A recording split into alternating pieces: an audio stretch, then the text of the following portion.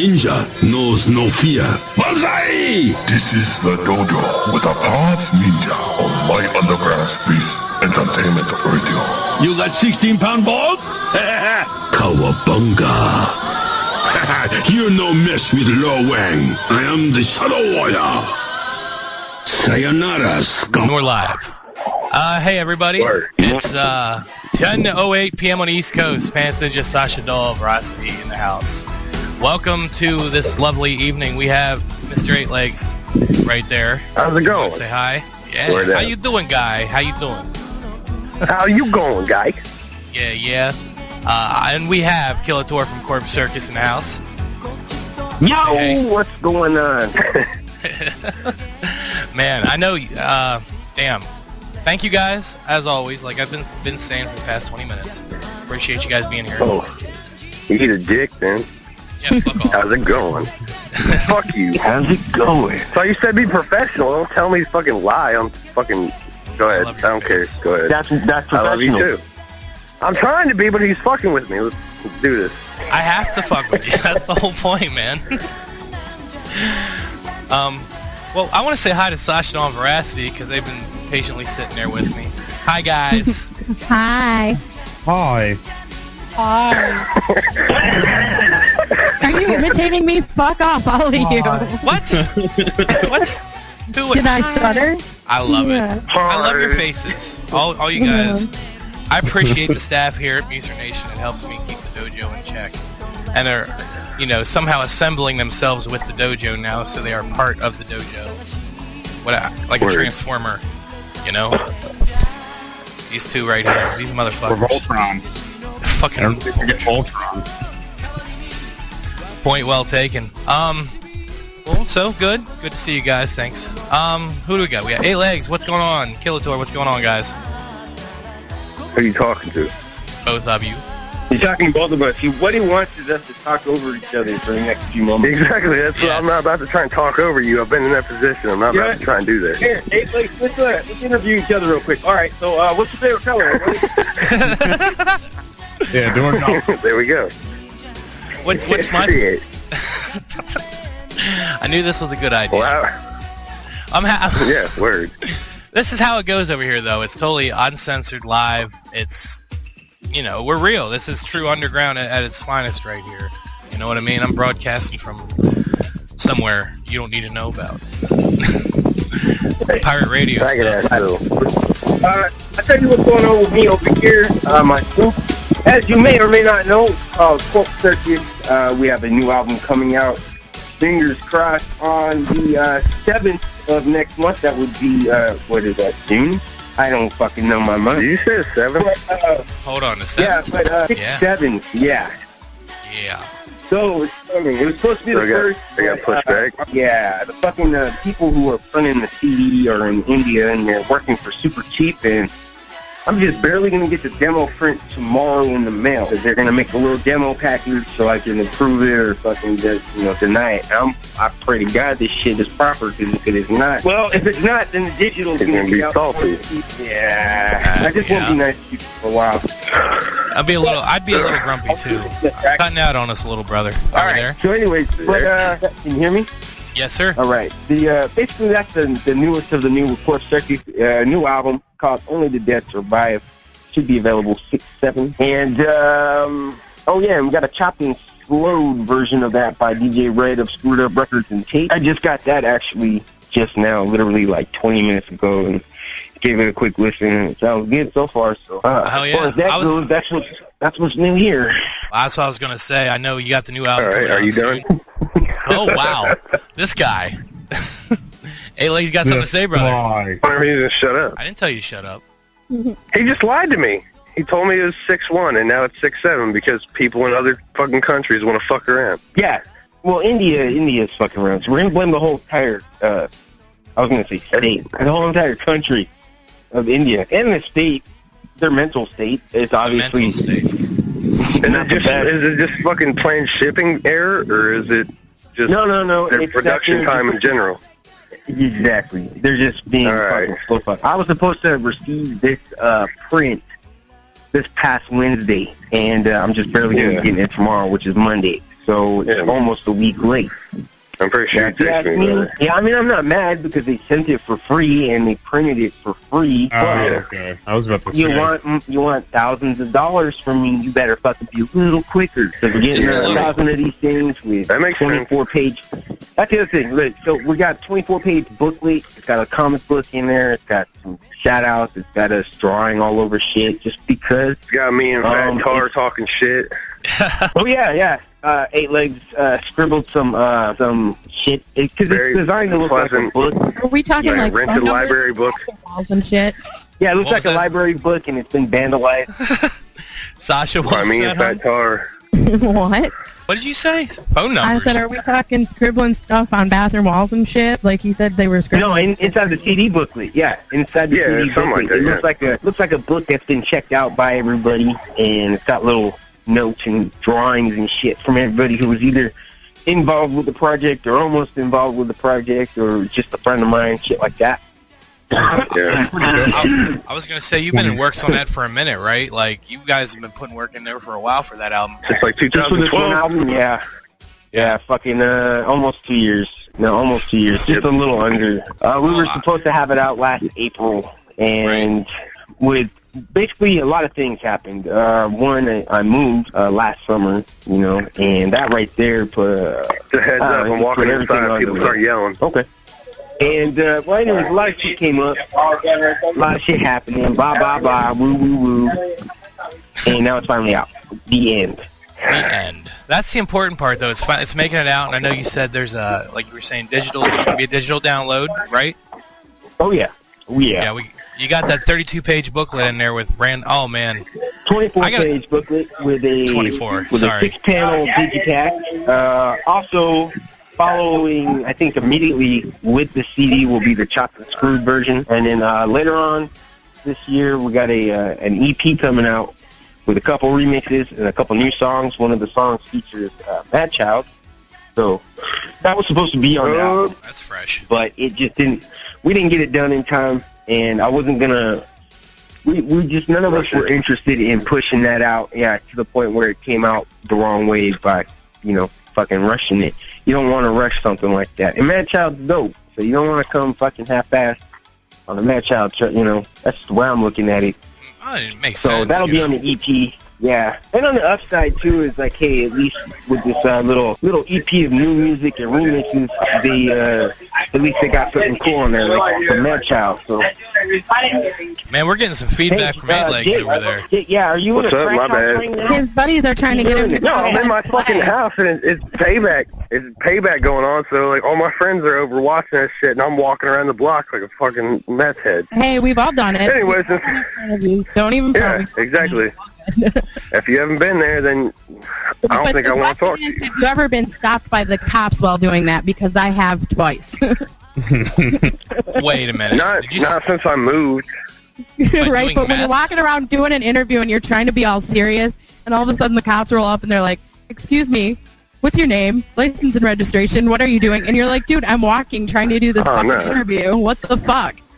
How do I need a license? No, nobody likes me enough to interview me that often. Oh, come on now. Buddy. Hey, buddy. Nah. Chad Carson. Fucking, what the... Alright, everybody's gonna give me a pity party, eat a dick. I love your face. Anyway, Killator. I love throwing a pity party. Yeah, exactly. I'm just craving attention. That's the only reason I accepted this. I just want attention. I'm gonna get Lunchbox in on this. We'll make it a kitty pity party, and he'll be like, "Meow." Oh, man. I'll slap the shit out of that cat. That cat will kick your ass. Get Jasper on it, dude. No, I don't know. What is that? Anyways, Killator's talking about fucking OTS ADD. So if you want to go ahead and continue. That's right. I heard that. Oh, that was the original let me title. mention something real quick, too. Yo. Check this out. On the CD version of the album, by the way, the CD's going to be $5. Can't fucking beat that. And we still make a lot of money off of that. And then you're like, what do you mean $5? Because shut the fuck up. It adds up. But what it comes down to is the last track on this album is extended, and we have to put a warning so that nobody tries to sue us. How do I put this? Don't listen to that last track anywhere but at home. You don't want to fucking end up trying to sue me for something. So with that having been said, lawsuit is just a fancy way of saying, hey, your shit's awesome, and since it's awesome and it's going to sell, we want a cut of that. That's what suing is. Yeah.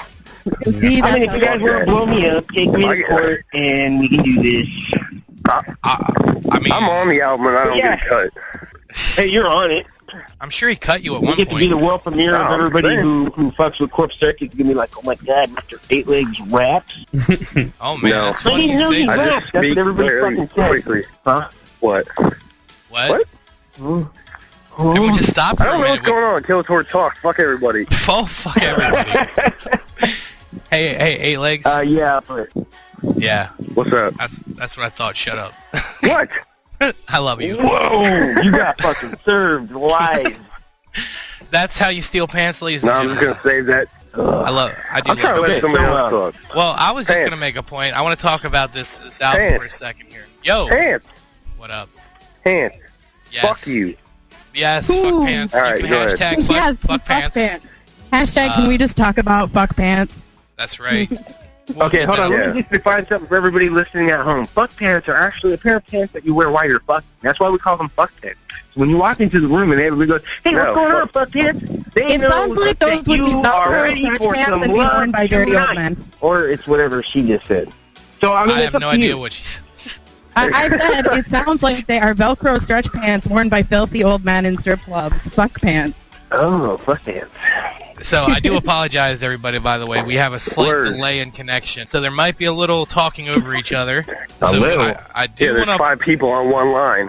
to... Oh, man, this Yeah. is nothing. A Let me little. just Sorry tell to you. fucking burst a hole in your bubble, but that's the factual of it. All right. Anybody listening and doesn't know what the fuck's going on, don't worry. We don't either. We're just taking it by ear, and that's I what know. makes live radio fun. Well, the listeners don't know, sir, so I'm letting them know. Maybe they do know, and I'm just an idiot. What do I know? But I know that Maybe you know we that I think know. you're insulting our Don't put yourself audience. down like that. Yeah. All right. I'm just making a point. You know, whatever that point may be. Was making a point What like was that nipple on the point? tit. That's right. Back to the album. I want to talk about this just a little Go more ahead. quick because this is really like I'm excited for this. Now you did a lot of work. What, into you this, talk like I about said. anything I do? Oh yeah, I got a song of yours playing behind us actually. So that's nice. What? Yeah, there's What? gonna come a time where you're talking What'd you- tonight and I'm not saying shit.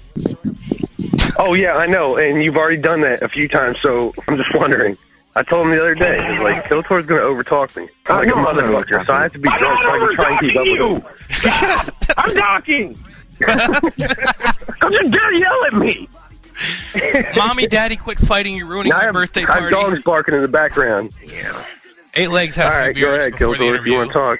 Okay, so what was... As I was always. being asked a question. I wasn't talking. I was being asked a question. Hi. Hi. All right, Hi. hi. All right. Hi. Hey. We're talking. Hey, guy. Hey, buddy. Hey, pal. Hey, buddy. I'm not your guy, pal. Why do you sound like a bunch of maple syrup? I'm not your pal, guy. Hey, I'm not your guy, dog. I'm not your dog, pal. Oh, All right, so what's the question? Okay, Only the Dead Survive. You put a lot of work into this. It's more of as I'm paying you a little tribute here, because I know you, like I said, you put mad work into this. You got mad features on this, right? Like, Oh, you- yeah, you we said- got some features. Not like a fuck ton. Oh, hold on. I'm not trying to, like, steal your shit. I'm just saying, he doesn't have, like, a fuck ton. But he has enough that he wanted. Yeah. Go ahead and... When it comes to collabos, let me say this real quick. I'm real big on not having too many. I mean, if you look at past Corp Circus albums, we don't usually have too many people on albums. We had one where we went a little crazy with it. You know, what it comes down to is, at the end of the day, I want to be able to say I got, people that I admire or people that I have to put up with are on my songs. So, like, I got to put up He's with a it. dick. I'm just talking shit.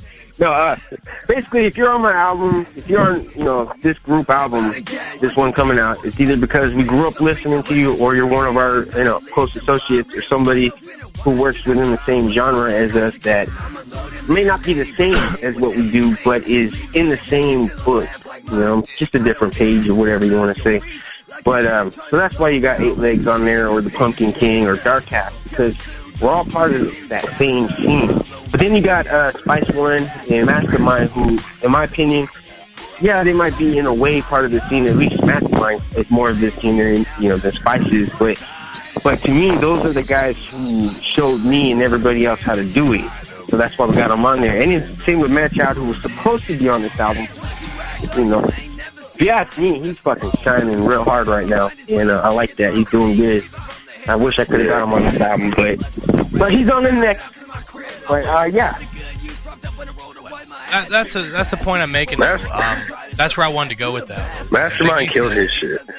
Now, Oh yeah. do you still have Stir Crazy producing for you on this album? He did the entire thing, and he did. I don't even know how to fucking. There's no words to describe how amazing the beats are that he provided for us.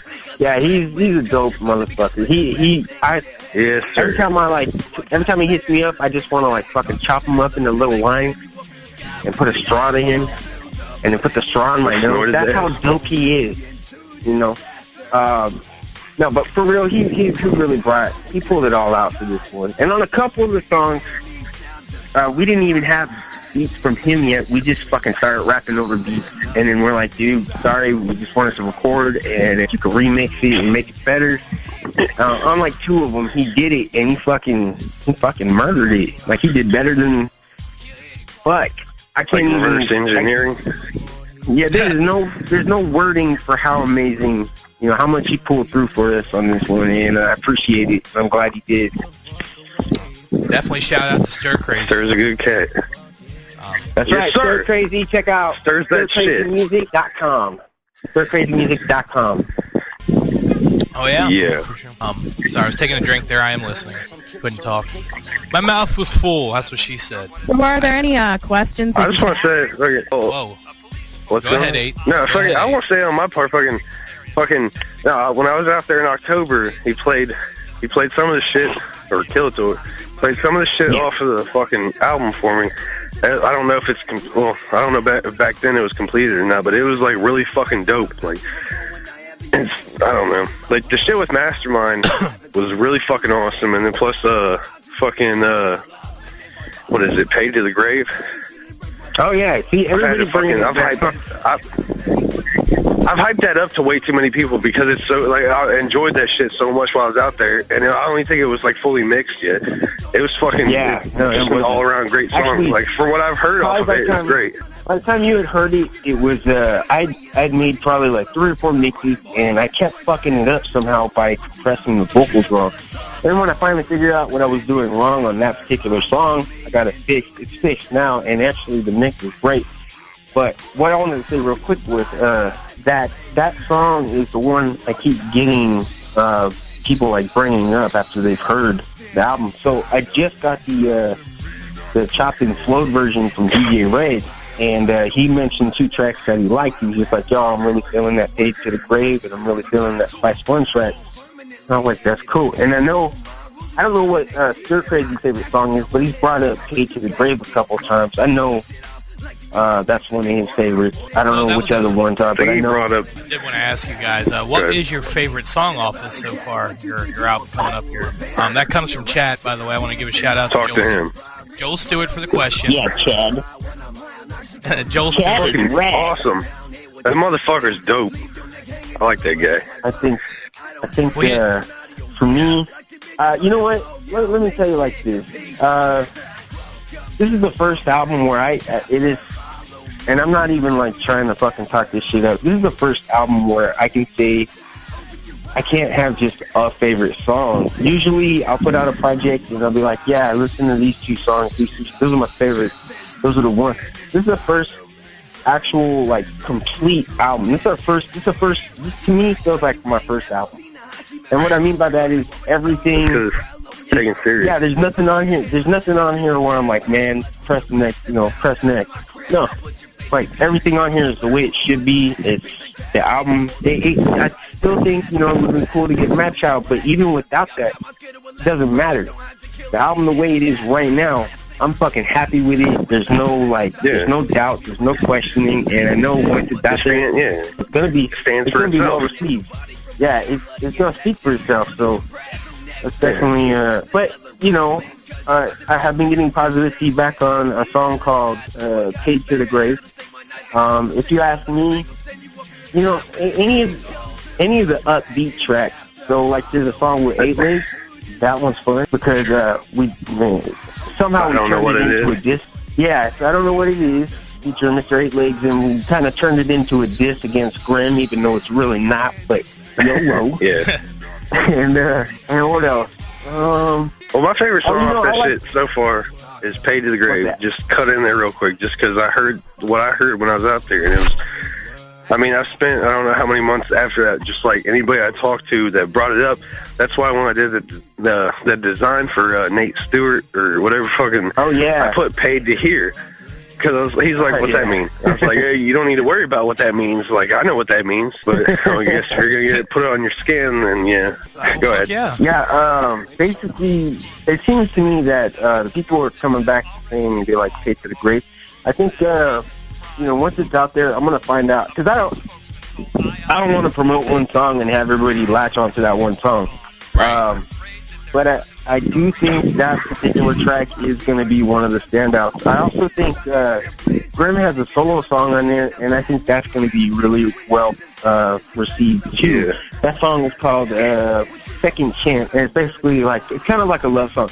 What happened with this one was he originally rapped it over a beat where it sampled just the two of us, and it was supposed to be like kind of a love song, and we didn't know what to do with it, and I was like, wait a minute, I got this track, because I was going to make a song with the beat that ended up being his solo track, and I was like, here, that's a stir crazy beat, just rap it over that, and then it just really brought out more emphasis on what he was saying, and it just made it even more bittersweet feeling. And his song, it's a story song, but at the same time, it's keeping the comedy, but he's doing his thing, and I think people are gonna like that one too. I think another one people may be digging as much as say "Paid to the Grave" or "Second Chance" would be another song called "The Fuck You Feel It," and basically that song is it's just me saying there's nothing you can say to me that I haven't heard. There's nothing that a hater could do to stop what I'm doing. I mean, you can hate me as much as you want, but that doesn't stop me from... Yeah, exactly. I mean, look, you got to keep your enemies close, so that's why me and Jake are fucking so tight. The logic right there. The logic. Get the fuck out of here. Ain't that was good. Way to come back real quick. Yeah, I know. But what I'm getting at is that song, the message in that one is my way of saying, it's kind of like, shade on my shine. To the people who do listen to Corpse Circus music, if you're familiar with it, Shade on My Shine has been one of those songs that has, for whatever fucking reason, has, stood the test of time, because people keep bringing it up and referencing it. So this is kind of like on that page. It's not, I'm not even comparing it to that song, but it's got the kind of message of hate. We're here doing our thing. You ain't stopping it. Fuck you, Billy. Well, I mean, that's a solid point too. I'd say past couple years, I really got introduced to you, both of you actually. And the first album I got was Garbage. That was great. I was just and I was telling you the story of I actually played it for my mom, and she was a big fan of it. Oh yeah, that's right. I'm supposed to. What's your mom's name? Lois. Hey Lois, it's Killator in the house. Just wanted to say hi and thank you for getting a giggle on my album. There you go. She's gonna love that. Lois. Yeah, so let's just keep that's for, I don't give a lot of my personal information out, so that's a big one for me. If you talk shit about my mom, I'm gonna cry. Yeah, no. Anyways. Tell your mama said hi, and I appreciate support. I said hello too. I will, no matter the gender, the age, whatever, I don't care who likes it, as long as they get a laugh out of it. That's the whole point of everything I'm doing, is trying to make people have a good time. That's what it's about, man. I mean, and yes, sir. Mr. 8 Legz, I do have something for you, by the way. Don't worry. 1 second, I'm walking in my house. That's right, you do. I do. I'm in my house grabbing a 8 beer. inches long and 3 inches thick. I call it tuna can. You would know, wouldn't you, you little fucking fruit cup? All right, that's what? Right. Yes, sir. God. Are you ready? You ready? I'm definitely ready, boy. Don't you ever ask me that again. If you ain't ready, don't ask me if I am. Speaking of lube, Zombie Lube, shout out to I live in Canada. Oh, man. What? I got a question for you from I'll Joel get Stewart. into it. I told you. Hey I guys, know. What's up? there's people listening to this. Let's act like it. You're right. You're fired. Right. Fuck you. Nobody gets Alright, fired what? in a dojo. We're family. I fired myself Alright. and quit. Nobody listens. Nope, I won't let him fire himself. Question from Joel Stewart, once again from Mr. 8 Legs. Now, for everyone that doesn't know, Mr. 8 Legs is an artist. He does incredible work. You know, I think, and I don't know what else to say, man. He has a unique style that I don't see anywhere else, you know, and he's a damn good dude. So, what do you want? So, Pants supports 8 Legs. That's all I'm saying. Do you have any projects question, you're working on? Oh, hey, real quick, I just wanted to give a shout out to Jesse. They're crazy. I guess when I was mentioning the song earlier, hold on. I didn't say the name of the song. I was talking about the process behind it, where it was one that was remixed. It's like one of the openers for the album. It's called "Slap the Drink Out Your Hand," and it's our club song. It's fucking amazing. Okay, you're like, Corpse Circus made a club song? Fuck you. We made a club. You know what I'm saying? So I was you just better going to say join. that. Like, what the fuck? I hate those faggots and their cat. And their cat. And their okay, cat. I'm sorry to interrupt. Lunchbox. You guys are No, it's all perfect. good. I wasn't about to start talking, but I mean, Yeah, I know. Before question- before I start talking, I'd like to say shout out to Jesse Stir Crazy for my 8 Legs club track. You know, fucking eat a dick, Killator. Oh, that's a good So, song. anyways, Oh, it is, isn't man. it? Yeah, I went all out on that shit. Yeah, that's Anyways. the one that goes, eat a dick, Killator, eat a dick, not a pussy. Eat a dick. Not a pussy. Yeah, the hook is solid, but my verses aren't done yet. The fucking. Oh, is it did I that have one? a question? Or, Yeah, there is a question Was from that- Joel Stewart I'm trying to get to here. Eventually. I mean, well, no, I think Veracity asked me a question, and then I was like, "Oh shit, is that Joe Stewart's question, or am I just hearing shit?" I think he was asking a different question. Yeah, I was asking Oh. a different question. Yeah. I'll answer whatever is asked me. Well, I want to get to Joel's question because I promised him I'd get to these. Which design that you've done so far is your favorite? And I think he's talking regarding the masks you make. Is it regarding the mask? Yeah, that's what I would say. Why don't It you just have more says- information on this? This is what it says, quoting, which design that you've done is your favorite, end quote. Well, it could be anything. That If it's- sounds like it's kind of all-encompassing of all of his art. That's what I'm going to go with. Fuck, I've done so much Best shit mask like he ever did was one of me. Yeah, the young boy. fuck you. Yeah. Fucking, he retired after he made that. mask. Good. All right. This interview's over. All right. Bye, everybody. Yeah. Good night. And thanks for coming in. Let the 8-legged Yeah. man talk. Fucking mask wise, I have no idea. Both wise, I have no idea. Just if I was to say mask wise, it's I don't know what dude's last name is. It's like Matthew. Oh, McFarlane?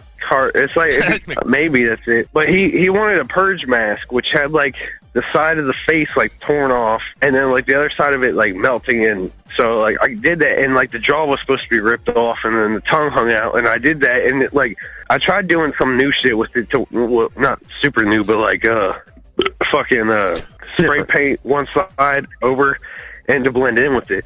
And it really came out fucking great. Like, I don't ever fucking hype my fucking self up with shit or ever, even like anything that I do, but that was like my favorite mask I did all last year. And this year, I don't know. I don't know what I've done this year, so just stay drunk through it.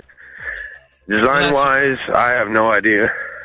That's way too much shit to go through. You really outdone Smile yourself too. with a... Yeah, exactly. That's the one. Smile 2 design is He's the seen one it. where I would say... Yeah, if everybody out there listening hasn't seen this one, you guys need to, you need to check it out. It's on his profile. Yeah, It's Tuesday. God damn it. It looks like the guy Tuesday, I fucking locked reveal that himself up shit. for like, what you do, you lock yourself up in the tool shed for like 8 months and just worked on this one picture. Yeah, that was like, that was Using like 3 urine and I don't pee. spend...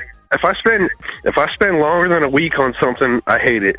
If I spend longer than an hour on something, I hate it. But fucking Smile 2, I spent like 2 months on, and I just finished it last week. And fucking the Killator is the only one to see it so far. And I mean, I think parts of it are awesome, but there's a whole fuck ton of shit in it I find wrong. But You know what? just like on a There's a short thing, notice type thing where I pushed it back so far. There's a thing where it's I mean, you're getting The other it. design's They dope. say a true artist knows when to stop. And by that meaning, you know, anybody who does art just always wants to nitpick their own work. They're going to be their biggest critic. So I know A-Legs is picking on his own shit, and I'm picking on my own stuff. When I don't draw very much lately, but, you know, for any artist, bitch. I feel exactly. Any earlier. form of art created by somebody is going to, you know, shit. Even like Stir Crazy, he will never talk his beats up. I'm not saying he thinks they're bad. He just won't say, oh, this is fucking dope. And then when he sends it to me, I'm like, dude, this is fucking dope. And he's like, it's okay. So, I mean, that's how artists are in general. I'm that way. Jake's that way. So, I mean, he has every right to say this is one of his dopest drawings because, man, you can see the time he put into this piece. And it was worth it. And maybe the only reason I'm saying that's my favorite is because that's like the most, that and the other design are like the most recent things I did. I mean, I've done like other commissions since I finished them, but I mean, that's just commissions. Like, I hate commissions. I don't, like, not that I hate the people or what their ideas are, but just like, you hate the money, that's what it is. Yeah, right. I love the money. That buys me alcohol, but fucking, I feel like I don't live up to what they're expecting, but every time I send them anything, they're like, oh my god, I fucking love this, you're awesome. I'm like, okay, well, what's your email? So I can send you this and not talk to you for like 3 months. Okay, well, you know what? In that case, let me just draw you a stick figure and email it to you, bitch. Yeah. You know, every order comes with a free dick pic, so I guess you're getting that. Yeah. Oh, please Like no. a true professional. That sounds like somebody we know. Oh, please no. Not with the dick pics. Nobody's getting bus-deckered tonight. Come on. Draw the diagram. No, I'm you know, sorry. I buy merchandise just in hopes of getting random photos of genitalia. If you want, wait, you want me to? I'll send it with you. I'll send it. No, to not you. yours. No, I said no. random. Oh, okay. No, please don't. Random. Mine's pretty random. You're not going to expect it coming from me. It's an any. Well, now I will, and I'll be sure to not open that inbox. Thanks for that. Oh no, it'll be in a box. Like it'll be in an actual package approach your door. I don't like cheap shot and email people dick pics. I'll go all out and spend money just so they see my dick. I just put my dick off, put it in the box. Wait, is that what you just said too? What, you gonna hire a fucking street team now too? Like, what is this? Hashtag Me? dick in a box. Yeah. I don't know who's talking to me, so You gotta listen to the voices, sir. I'm trying to, but when people fucking talk over it, go ahead, Killator. I'm assuming. Huh? Oh, you know, I think there's a delay. I think there's a delay that's making you think I'm talking over you. Because the thing is, no, you're not talking over me. I feel like you're talking, and then I'm trying to let you talk, but you guys are fine. I can't tell. Don't worry about it. It's all good. Like no, you're not talking over me. I start fucking with you, but no. I just feel like you're talking, so I'm trying to let you talk. I told him I'd do that the other day. I'm some trying to be nice, here. guy. Hey, we're trying to get some information from you, guy. Quit hiding behind everything and talk to us. I'm not hiding behind shit. Ask me a question. Okay. You just did. I just answered it. Yes. What fucking Veracity asked me? Yeah, I was trying to let Veracity ask you something. Yeah. Where's he at? I'm right here. How's it going? Hi, glad to see you. Hi. How you doing, buddy? I'm all right. Now, besides just the mask work and the design for Killator, have you done anything for any other major artists? I did. Well, depends on how far you want to date back, but I did Ice, and then I never want to brag. I mean, I don't want to be that person to go out there like, hey, guess who I worked with? And be like, well, you know, I just do what I do. I worked with Mr. 8 Legs. Holy shit, that dude's dope as fuck. I wish I got to work with him. I name dropped. I just fucking name dropped, and you're picking it up. I did see damn. Price ranges, and it does seem like your work is much high caliber than what you're actually charging. You guys need to check this out, and I hate to interrupt, but this is important. I got a little furry friend of mine. His name is Lunchbox. Oh, is that the kitty? Lunch, you gonna say hi? Yeah, you gonna say hi, buddy? And we're outside, and he is looking around like looking for a mouse or something. Lunch! I'm gonna put him in the house and probably start meowing. Shout out to Lunchbox too. He's got some stage fright right now. He doesn't want to meow into the telephone. So. Let's talk about how there's a lot of stuff to talk about. I'm coming out there in September. We're gonna fucking kill shit. Oh yeah. So we got A-Legs coming out to California later in the year. Hopefully we can help me murder again. Murder. And This time maybe we'll get some freaking video footage for a song and maybe actually make a video. We were supposed to do one last year, but, we mostly sat.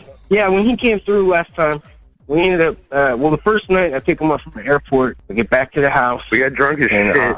Dude, I had so much beer in the fridge. And we just fucking started drinking that shit. And we killed like a 32-pack, a 6-pack, and a couple 32-ounce bottles. And next thing I know, it's like 2 in the morning. Yeah. I'm just puking. I've never gotten drunk off of beer to the point where I'm throwing up. So I knew something was not good. And so for like a day or two, I was like, I'm not drinking. And then that's how we discovered the cracking, actually. Well, he started drinking. Hold on. Killator and me just got fucked up. Like, he showed me around his hometown and shit. And then we got, 32s? And then we started drinking off of that shit. And I got fucked up real quick because I'd been on a plane for 12 hours. And we ate. I got a Mile High from Hardee's or whatever the fuck it's called out there. And then we just got fucked up. And he started throwing up. I went to go throw up in the bathroom, and that motherfucker's throwing up. And I go in there to puke, and he's in there. So I'm like, oh, shit. So I start puking. We wake up the next day. We go get food from Farmer Boy, and the Farmer Boys. We come back, and just like, oh, shit. So we both got sick. It's like, all right, well, I guess I have Ebola, and I affected everybody here. Yeah. So that's what it's up, man. It was weird. The whole time everybody just, was low energy and drunk. And I think the most we had done. Well, we did some commentary. We got a commentary with 8 Legz over movies of his choice, I think, and Grimm, of course. And one movie of my choice with Grimm, and then one movie of Grimm's choice. Yeah, that's right. Grimm chose Child's Play, and then you chose Friday the 13th Part 2, and then later on, Part 2. I was like, hey, I got this Night Satan DVD. Let's watch it in commentary. The problem is, that's right. I don't know how I'm supposed to fucking rip that DVD. So for those of you out there listening, if you're a fan of Night Satan, which you're not, because I'm the only one in America, just want to point that out.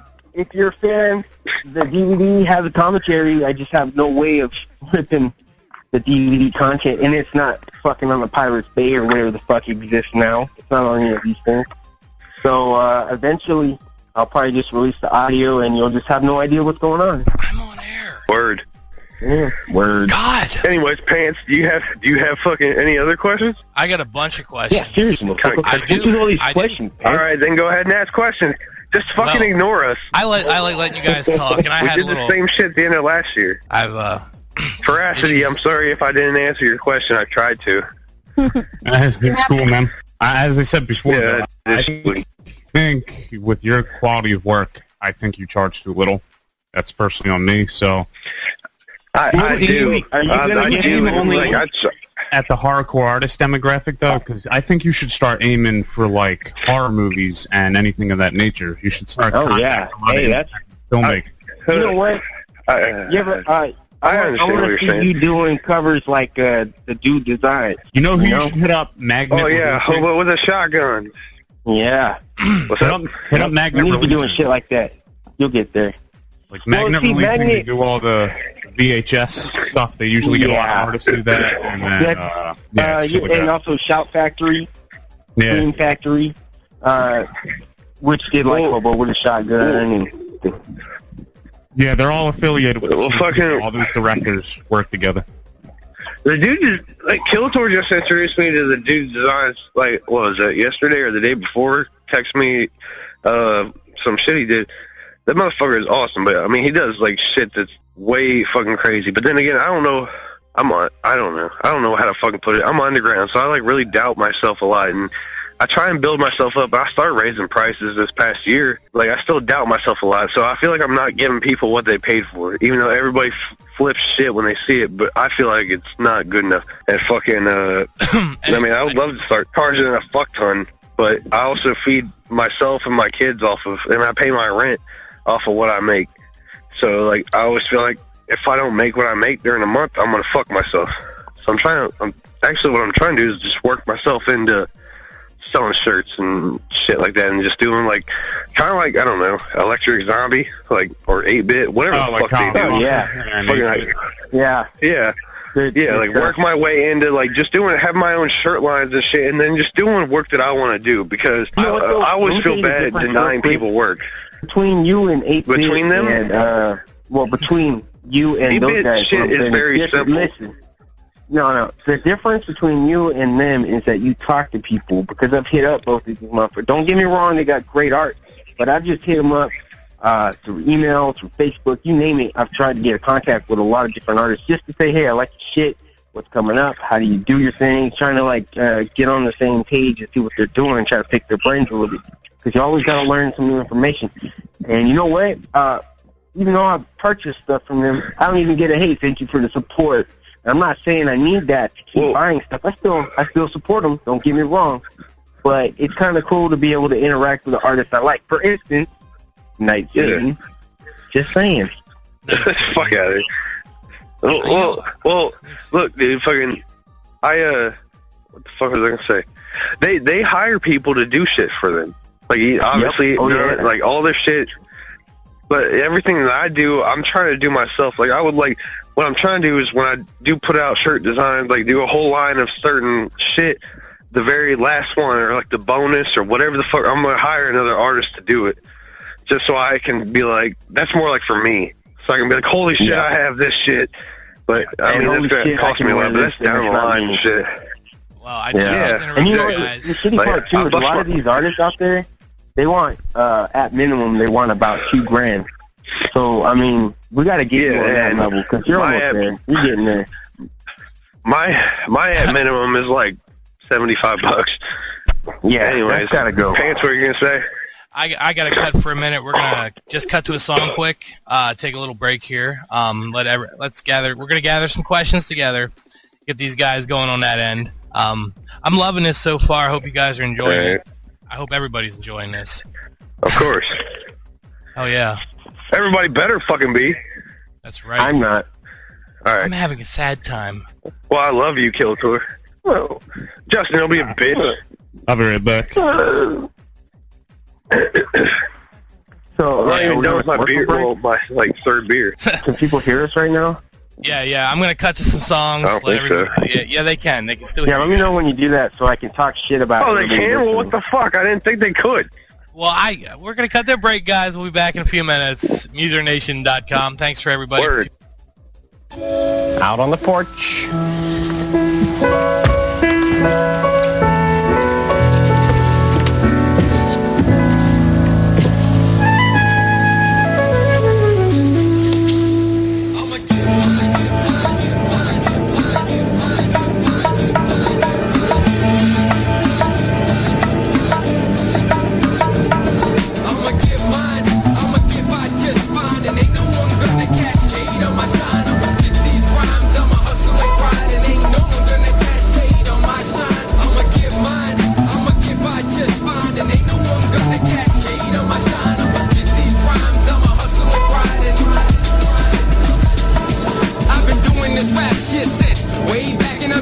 To collect the back pay and payback, they say that I'm only bound to fail, but I ain't gonna let them drag me down to hell. Motherfucker, I ain't foolish, I'm rising above the bullshit. Never mind what they say, either way, I'ma do this. A lyrical nudist, cause I'm wearing the naked truth. Cause I despise the lies with no ounce of proof. And you can call me prof, cause I'ma school that ass. And I'ma hold you back, make you repeat the class. And I told you I learned a tiny little glimpse of the past, but disguised in the rhyme was something to make you laugh. I'ma get mine, I'ma get by just fine. And ain't no one gonna cast shade on my shine. I'ma spit these rhymes, I'ma hustle and grind. And ain't no one gonna cast shade on my shine. I'ma get mine, I'ma get by just fine. And ain't no one gonna cast shade on my shine. I'ma spit these rhymes, I'ma hustle and grind.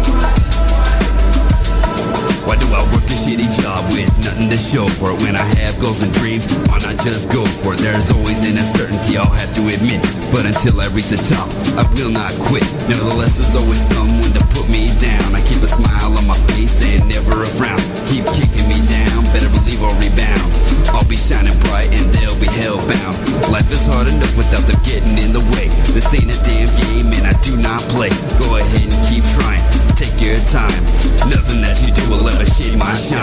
I'ma get mine, I'ma get by just fine. And ain't no one gonna cast shade on my shine. I'ma spit these rhymes, I'ma hustle and grind. And ain't no one gonna cast shade on my shine. I'ma get mine, I'ma get by just fine. And ain't no one gonna cast shade on my shine. I'ma spit these rhymes, I'ma hustle and grind. And now it's gotten to the point where people don't know what to make of me. And now they wanna know, do I got more dough than a bakery? Or am I so broke that I'm just a mockery? But I'm a mystery, that's why you talk. And now some say it's where you've been or where you at, but there's always been more than one way to skin a cat. I never really was a big fan of public opinion. They're gonna say you lose even when you're winning. And they're gonna say you still need to better your rhymes, or that you're living in the past when you're ahead of your time. But I'm ahead of my time. So let me know when you catch up, bitch. I'ma get mine, I'ma get by just fine. And ain't no one gonna catch shade on my shine. I'ma spit these rhymes, I'ma hustle and grind. And ain't no one gonna catch shade on my shine. I'ma get mine, I'ma get by just fine. And ain't no one gonna catch shade on my shine. I'ma spit these rhymes, I'ma hustle and grind. This is the Dojo, the Boss Ninja. People want to forget Crystal Lake. They don't need some kids stirring up pictures. 8 corpses have been discovered in what is already being called the most brutal and heinous crime in local history. A police spokesman told Ion News that they've been combing the area since just before dawn and are afraid that their gruesome discovery is just beginning. Watch my body emerge from the depths of Crystal Lake. Seek the foundation of planets and panic until I great in the mad wicked. Witness to the statistic measures I'm vouching for when I have the access. Within my palms, pressing down the murder weapon. This awesome rap makes the bonds of the notches in your spider color. And if I follow them, I keep a steady pace and embrace my chains. All I get was attached to my waist. Gotta make it quick so you ain't late for your date. When I ain't got a date, yeah, you do is set the pearly gates. Cause I made a reservation for you, making a meet his creation. But he's gonna have to be basic, cause I don't know how long this cremation will take. Might as well proceed with the case. Stumble down, have a down in the gas on your torso and face. Light you up like a candle and watch your flash burn and boil. But you ain't dying fast enough, so I'll put your mouth. So kick them all the time. Go to the brand new chapter. Follow me into disaster. Open your eyes, cuz lay me down just one more time. There's nothing inside of me telling me not to kill you. Ohio psycho with the mind that might blow. I don't have no soul except the ones up in my shoes. And my tools blindfold permanently. And if you can't cool my rules, exterminate thee. And my actions double-headed like Harvey Two-Face. Kids caught her section your shit off like the U.S.-Mexican border. I'm borderline retarded and it's hard enough to face that. And if you all knew it, I guess I gotta kill your bitch ass. He didn't know I ain't talking about it yet. What you think you won't sweat with my bands up in your ass? Jam pins and eyelids and pride ribs wide open. And why should I cry when I'm high on oxycodone? I'm a load at least an 80-pound hit with every swing. Leave your neck hanging to the left like my dick. I don't care, I'm out of your reach like a midget trying to blow y'all make shit a piece. Welcome to the brand new chapter. Follow me into disaster. Open your eyes, cuz lay me down just one more time. There's nothing inside of me telling me not to kill you. Once you act like you ain't never seen a hockey match before, if you open the door, you might as well open your throat. Me cleaver from the headline down to the chin, rip the flesh from the rest and bounce down to my crib. I put your face in good use, propped up on the road to wipe my ass. Bitch, the casket is full of people who try to surpass this. The bastards, I don't need practice. I think I've got my skill to a level where I don't have to kill any handicap kid. Last name is Voorhees, better remember that. My dialect may be mute, but I can still use the internet. And what that means is I can look at Bill Gates and have him disconnect your body from neck. Bloody injection, it's funny to press. So next time you see me, just think of the Red Wings, cause you're about to be covered in red things. Your head leaning to the side, so I got a better angle to stick my knife and carve your shit to look like the Bengals. Send you up in the sky with the angle. Go to the brand new chapter. Follow me into disaster. Open your eyes, cuz lay me down just one more time. There's nothing inside of me telling me not to kill you. Yeah. This is What I'm fucking Boy's talking about. World. Kill anybody. Motherfucker. This Think I'm afraid of you? Boy's World. Actually, you know fucking what? I'm gonna kill this motherfucker. What are you doing? Hold the fuck still is what I'm gonna fucking do, you motherfucker. Get the fuck away from me with that motherfucking. Come here, bitch. Jason's body has disappeared from the morgue. Here is a story told to the children of Africa. You damn right. It's such a good vibration. Sweet sensation. You now tuned into the Dojo. Hosted by that sick motherfucker, Pansimus Maximus, aka the Pants Ninja, on MuserNation.com.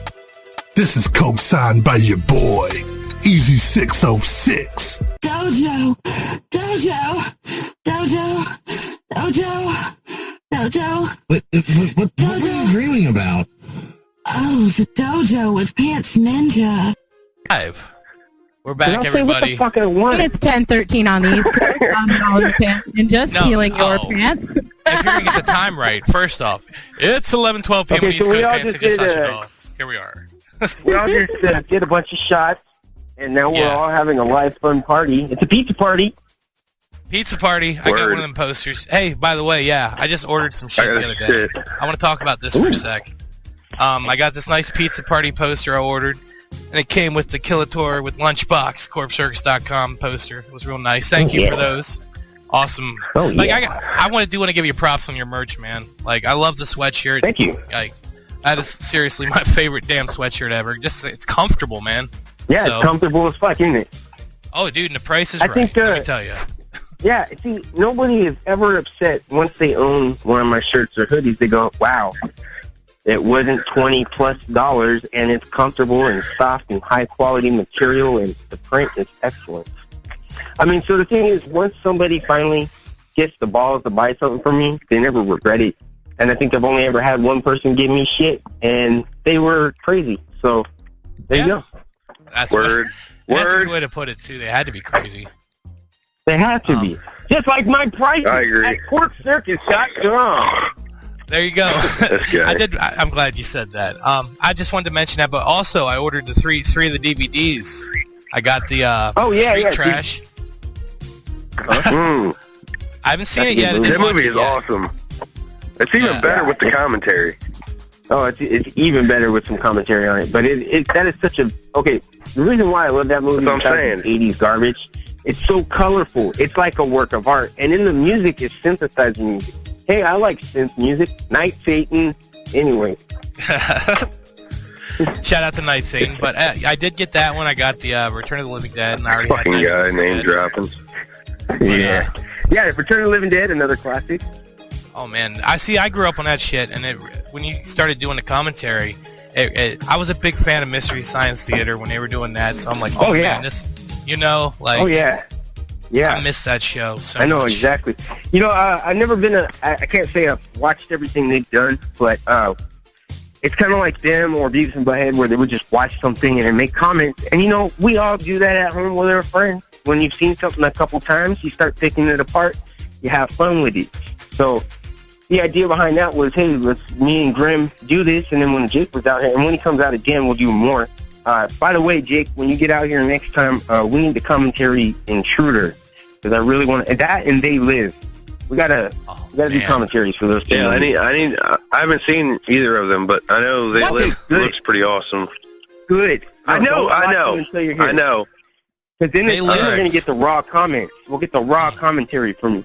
So everybody's like, whoa, this guy's never seen it? And then you're like really reacting.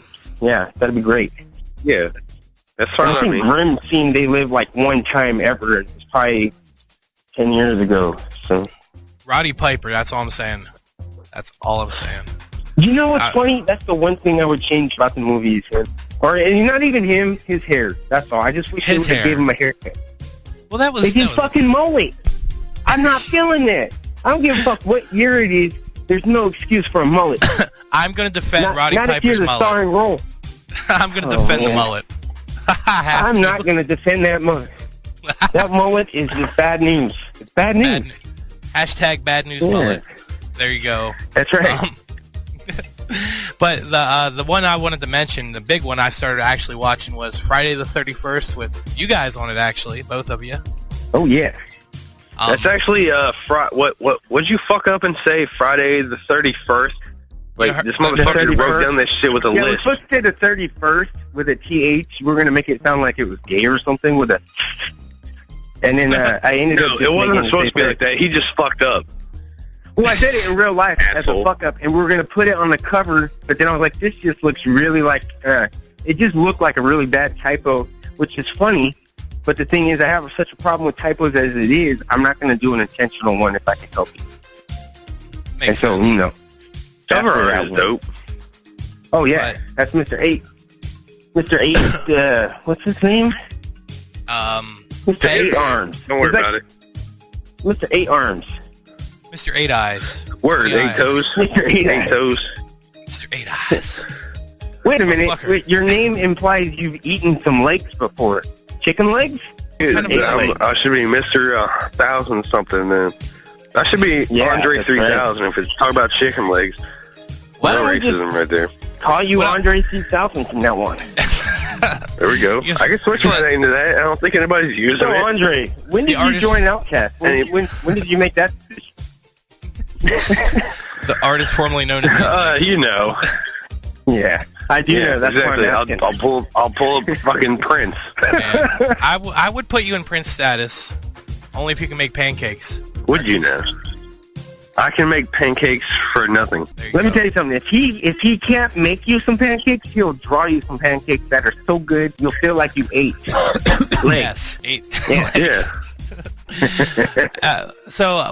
The point being, though, I wanted to shout that stuff out because I think it's absolutely fucking hilarious. Everybody needs to check that out. Like, it's great. I've seen the original a million times, you know? And right now, if anybody listening is interested, the DVDs, I think, are up for $1. The shipping is still going to be shipping. I can't ship for free. America, I got to pay for the service. But, the product itself is $1. So, and that's on sale right now, trying to make room. Yeah. And, we still make money off it. That's the great part. Yeah, all of them. They're all on sale for $1. And a big reason for that is we already made all our money back on that, and so everything from this point on. Yeah, I haven't. Profit. So there's no more. Oh, you haven't even?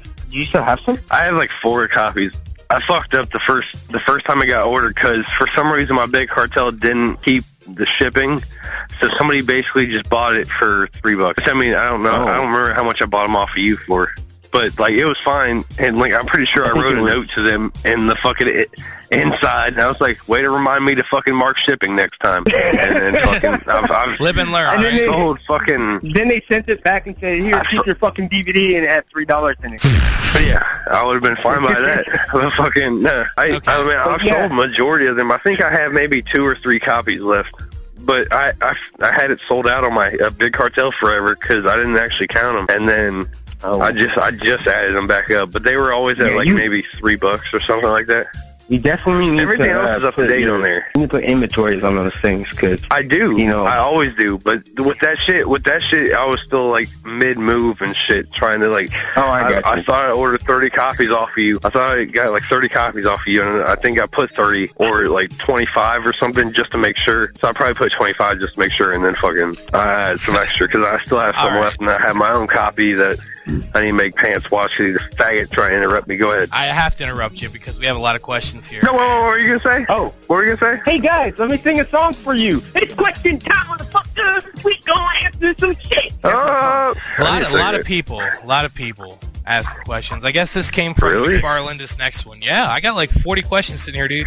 So, like, we're going to bring it on. Not to mention my brain buster at the end. Oh, Sasha has the ultimate question. Go ahead. Yeah. Oh, no, that's the last one. You'll see. We'll get to that point. Sasha, go ahead. Shout out to Matt Awesome over in chat. Thanks for coming in. He says, when are we going to get another Corpse Circus podcast episode? He needs another one right now. Okay. So let me clarify that. We have 2 that are already recorded. I just haven't had any fucking free time. Actually, tonight and tomorrow. That happened with me. Yeah. Go ahead. So, that with me. We have some unreleased stuff that will be coming out soon, and then of course we'll be doing new ones. And then next time Jake's out here, I'm gonna probably spend at least like a day or two just recording podcasts with him. Just that way I can release stuff. Out here. Anybody saw that fucking guy that the Smile shirts and the mock-ups? There's a guy wearing a fucking Hulk mask. There's a chance that me and him will do mock-ups, or not mock-ups, fucking podcasts when we're wasted. But only if they're good, I'll put them up. Anyways. Oh, that's okay. The other guy. Yeah. Right Nick, the Mad Dog, Tank Johnson, Jeter, fucking. You smell what the cook's rocking? Go ahead. You smell what the cook's rocking. Well, that's perfect right there. Welcome to the dojo, everybody. Welcome to the fucking dojo. So I think we covered that question. He's been busy. He'll get to it when he can. He's got some stuff in the works. Just want to make sure we got that. It'll be coming out. I'm focusing mostly on the album is the thing, like getting the release done. For sure. Well, that's that's the big thing you said. And like I said, I'm excited for that too. Now we kind of covered this, but we're gonna touch base with this real quick. It's first a question for 8 Legs, then a question for Killator here. Comes from Anthony Jackson. I know that guy. 8 Legs big supporter of both. He says, Mr. 8 Legs, what got you into designing masks? And what is the favorite one you've done, which you've kind of covered? So what got you into the whole mask making? Well, obviously, like, if you watch even if you don't watch it, like, the fact that, like, Killator obviously put out Friday the 31st, which is just part 2, that's my favorite movie ever. Like, I don't know, just Jason masks were always dope as fuck. And for a while, like, when I was younger, like, mad young, like, probably 16 or 15, the little rap group I was in, we all wore different masks and shit. Like, one wore a bandana because he was supposed to represent some other shit. Different dudes wore ski masks to represent some other shit, and I just wore Jason masks because it's more like, you know, that I was a darker cat. And just one time, like, I always enjoyed House Crazy music, and then fucking I decided to paint half regular Jason and half House Crazy. That was in like 2008, 2009, and then later on down the line, fucking 2000, I don't know, fucking 11 or 12 rolled around, and some dude that wanted fucking a tattoo design by me fucking introduced me to some company that I would like to name, but pretty sure they don't like me. And they had Richard what the fuck is his name? Marcasto or some shit like that. He really taught me a lot, and then I just started doing it. And then I met up with people like, they kind of like Killator. I painted masks for a contest. He built me up. Loke fucking did the same thing, and yeah, that's I don't know. My favorite mask, like I said, I don't know about favorite of all time, but my favorite mask from last year was the Purge mask that I did. Right, you did talk about. Tell Lunchbox to shut the fuck up. Wait. Anyways, yeah. So it is pretty much a lot of people, a lot of different resources, a lot of different areas got you into making a mask and doing art. Yeah, I mean, I started doing it on my own, and then I kind of just, like, due to that Richard cat, fucking, I figured out how to not perfect it, because I still hate what I do, but, like, I figured out a way to do it and make it look semi-good, and I still try and build onto it. But yeah, like, I get it. Yeah, like, just basically like creativity. I just dropped my beer and it exploded all over the ground. Damn, dude. I'm mad as fuck now. Don't get mad. No. Get another beer. It's all good. I'll go inside and get another one. Yeah, right. Go ahead. Take a minute here and with Killator's question. Yeah. Killator? Yeah. Anthony Jackson's asking you a question as well. He's, where did you get the name from? What inspired the name Killator? And I know a lot of people know this, but... I think a lot of people can figure it out. Yeah, it's one of my favorite, not the only, but one of my favorite villains as a kid was Killator. And I was thinking, when we were coming up with names for the group, we were like, hey, you know the one thing Skeletor never did? He never killed or wore drills or wore chains. So I was like, I'm going to do all that. Throw some shades on that shit. And also, it was the idea behind that too was to not get any copyright infringement. You know, I didn't want to get sued or told to stop doing it. Right. That's a big. How many times does that happen? Yeah, and then this shit still ends up happening later on, but for different things. Right. And that comes with being in the industry too. I find, like, not just musicians, but then like artists, like I was saying earlier. That's the word I'm trying to say. it hits a lot of people in a lot of different areas. It's a touchy subject sometimes, you know. But anyways, moving on. More questions here. This is for everyone. We'll start with Killator this time. From Kelby. Shout out to Kelby. Hey, Kelby.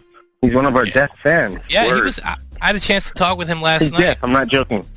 Yeah, I don't know what you're talking about. He's actually probably about 10 minutes from where I'm at right now. He's a local Circus fan, which means he's also an Legz fan. Is he?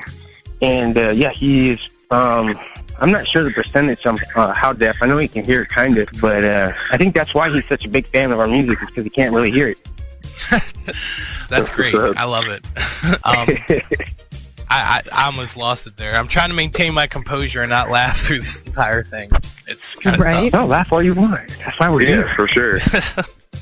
Well, I'll start, like I said, start with Killator here. And I'm going to quote it. So, without the success you have, what would you be doing currently without all the fame and likes and merch, you know? What would I be doing if I wasn't doing this? Okay, because I read that one, and I'm sorry to cut it off, but I'm just going to nail it right here. What would I be doing if I was not doing this? I'd probably still be doing the same kind of thing to an extent. I'd probably be a bootlegger, though. I'd probably be making some pretty good bootlegs and selling them on eBay. Right. Selling, let me, how do I put this? I've always had some kind of hustle, something that I was selling.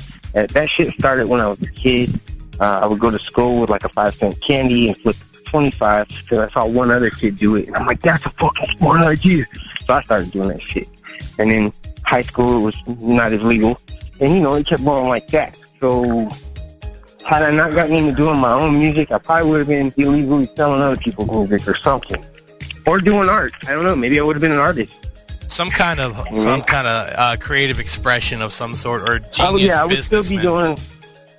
I'd be doing something creative that had money. That's all I know for sure. For sure, and I'm feeling that.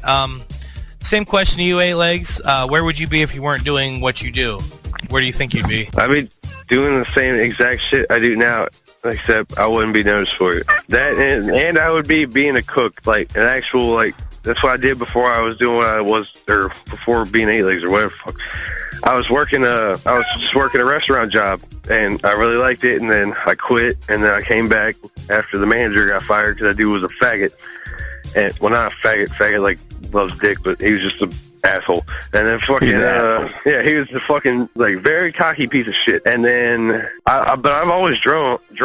Like, I mean, I've done that shit since I was a kid.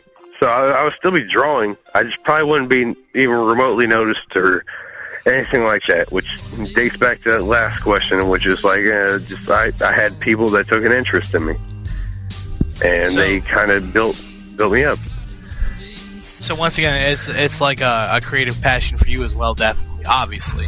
Yeah, like I've always drawn. You know, the way I look at it is the people who are doing what they love and making something out of it. They're doing. You know, if they weren't doing exactly what they're doing now, they would be doing something else that they love. So if there was an alternate universe version of me, I would still be doing something that I love. Yeah. He'd be a bootleggator. Or bootlegger. Bootleggator. But either way, my point is, you'd still be doing something, I'm sure. I would think. Who knows? Maybe I would be a drunk and, you know, homeless. I don't know. Oh, I'd be a drunk, but not homeless, because I'm a G. I'm sexy and I'm homeless, but we're not going to talk about that. Well, once again, shout out to Kelby for that. He asked a lot of questions. I'm going to have to pass a few of these just to move on and make sure somebody else gets some in. Well, see, we covered this one too. Frank Bradshaw is asking. I guess this is... Hey, Frank. Hey, Frankie, what are you doing, buddy? He asks, is there any thought to a Circus road tour? Well, badass. There's supposed to be at one point. There was not road tour. There was a lot of talk about doing one this year. The problem is a lot of the connections last year that was supposed to be for this year. Oh, you asshole! You didn't mention it. And no, it was the same one. It was a thing brought up last year. But what it comes down to is, you know. With the current situation of everything going on in my personal life, and then also the music aspect. I mean, it's two different lives. that you gotta live, and you gotta try to find that balance between the two. Because I do have a job and I do work, and you know, doing a tour is something that's gonna be possible, but it's gonna have to be a lot of money behind it to pull that off. And when it's time, it's gonna happen. But right now, I'm focusing more on just building up the brand, building up the name, and you know, just keeping people entertained. Oh, and then one day we might end up doing a tour where I bring a cat around and let people take a picture with Lunchbox.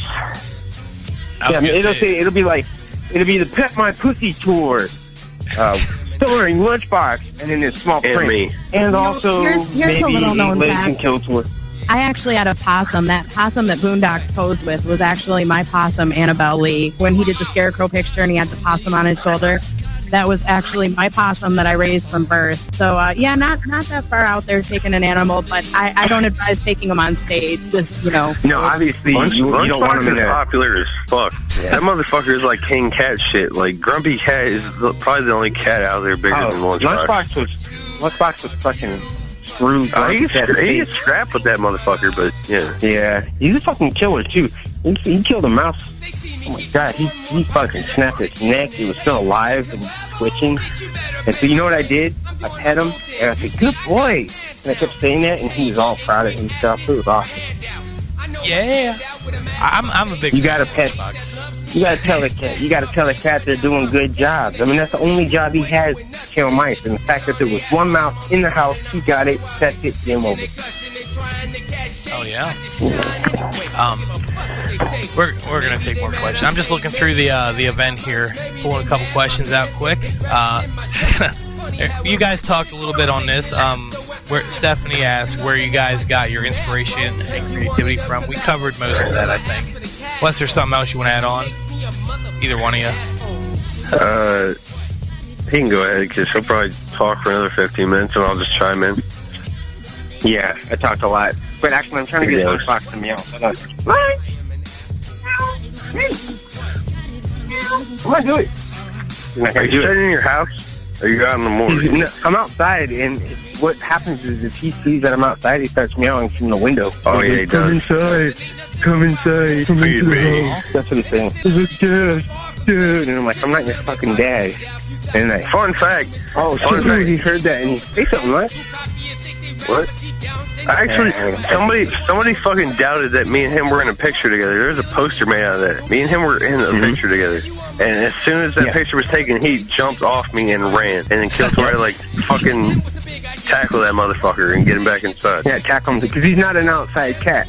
I kick him outside. I let him smell the outside, and he loves that. But he can't stay out there because he's retarded. And in the area that I live, every day I see like 3 new cats ran over. So I'm like, yeah, you're staying inside. Man, that makes sense, you know. And that actually answers Tim Lee Light. Shout out to him. He was asking if you brought Lunchbox, and obviously you did. Was he asking if he's an indoor-outdoor? Well, he wasn't asking about that so much. He just wanted to know where Lunchbox was, and if you didn't have him on you, he was being looked after by someone trustworthy, is the way he put it. Oh, yeah. So. Yeah. No, Lunchbox is, he's talking about thumbs. My previous cat, that's what a family member, that cat had thumbs. It was cool. I remember thumbs. Word. Yeah. Little black cat with 4 extra digits. It was cool. Supposed to be good luck for money. Right on. What was the question? Well, it was a few questions there. It was asking about the road tour. Now I've been asked this. Yeah. Now I want to talk about this too. Like, hey, Legz, he was saying you do rap. I mean, you do music. You know. Now, I guess some people focus more on your art because they don't know about the music. I don't know how that works, but like, you want to give a little, shout out to your site where we can find some of your stuff. Like, I don't do music.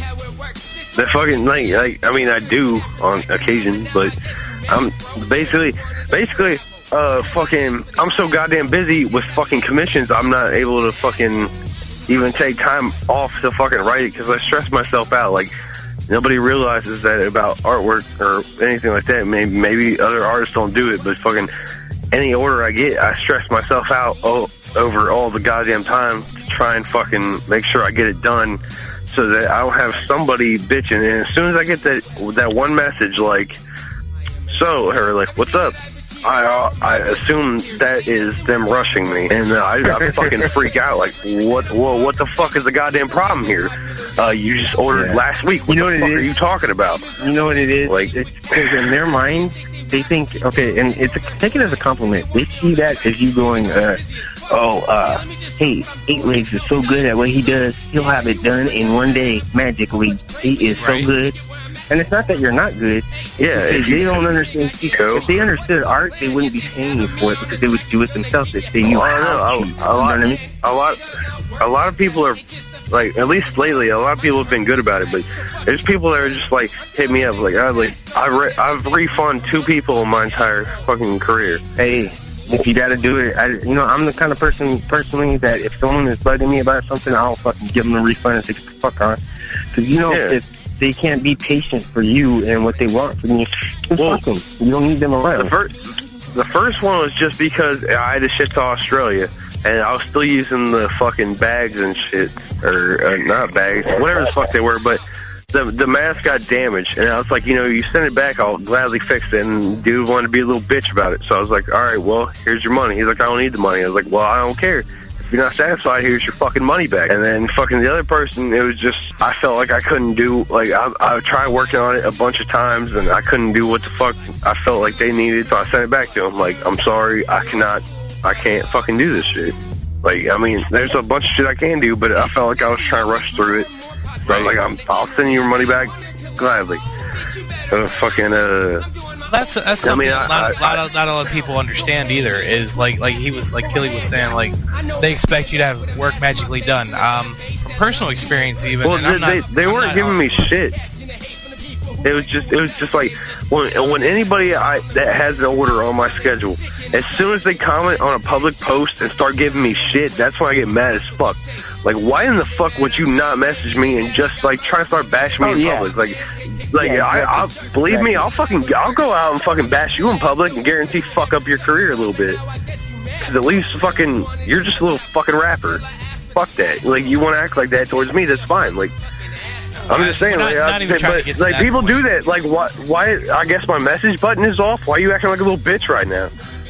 But obviously, there's been people like that. If you're not patient, that's fine. Don't work with me. I post it all the time. You're not. Yeah, sorry. That shit pisses me off. Like, if you don't want to be patient, then why the fuck are you trying to work with me? Do you know how many other fucking people there are in the underground to work with?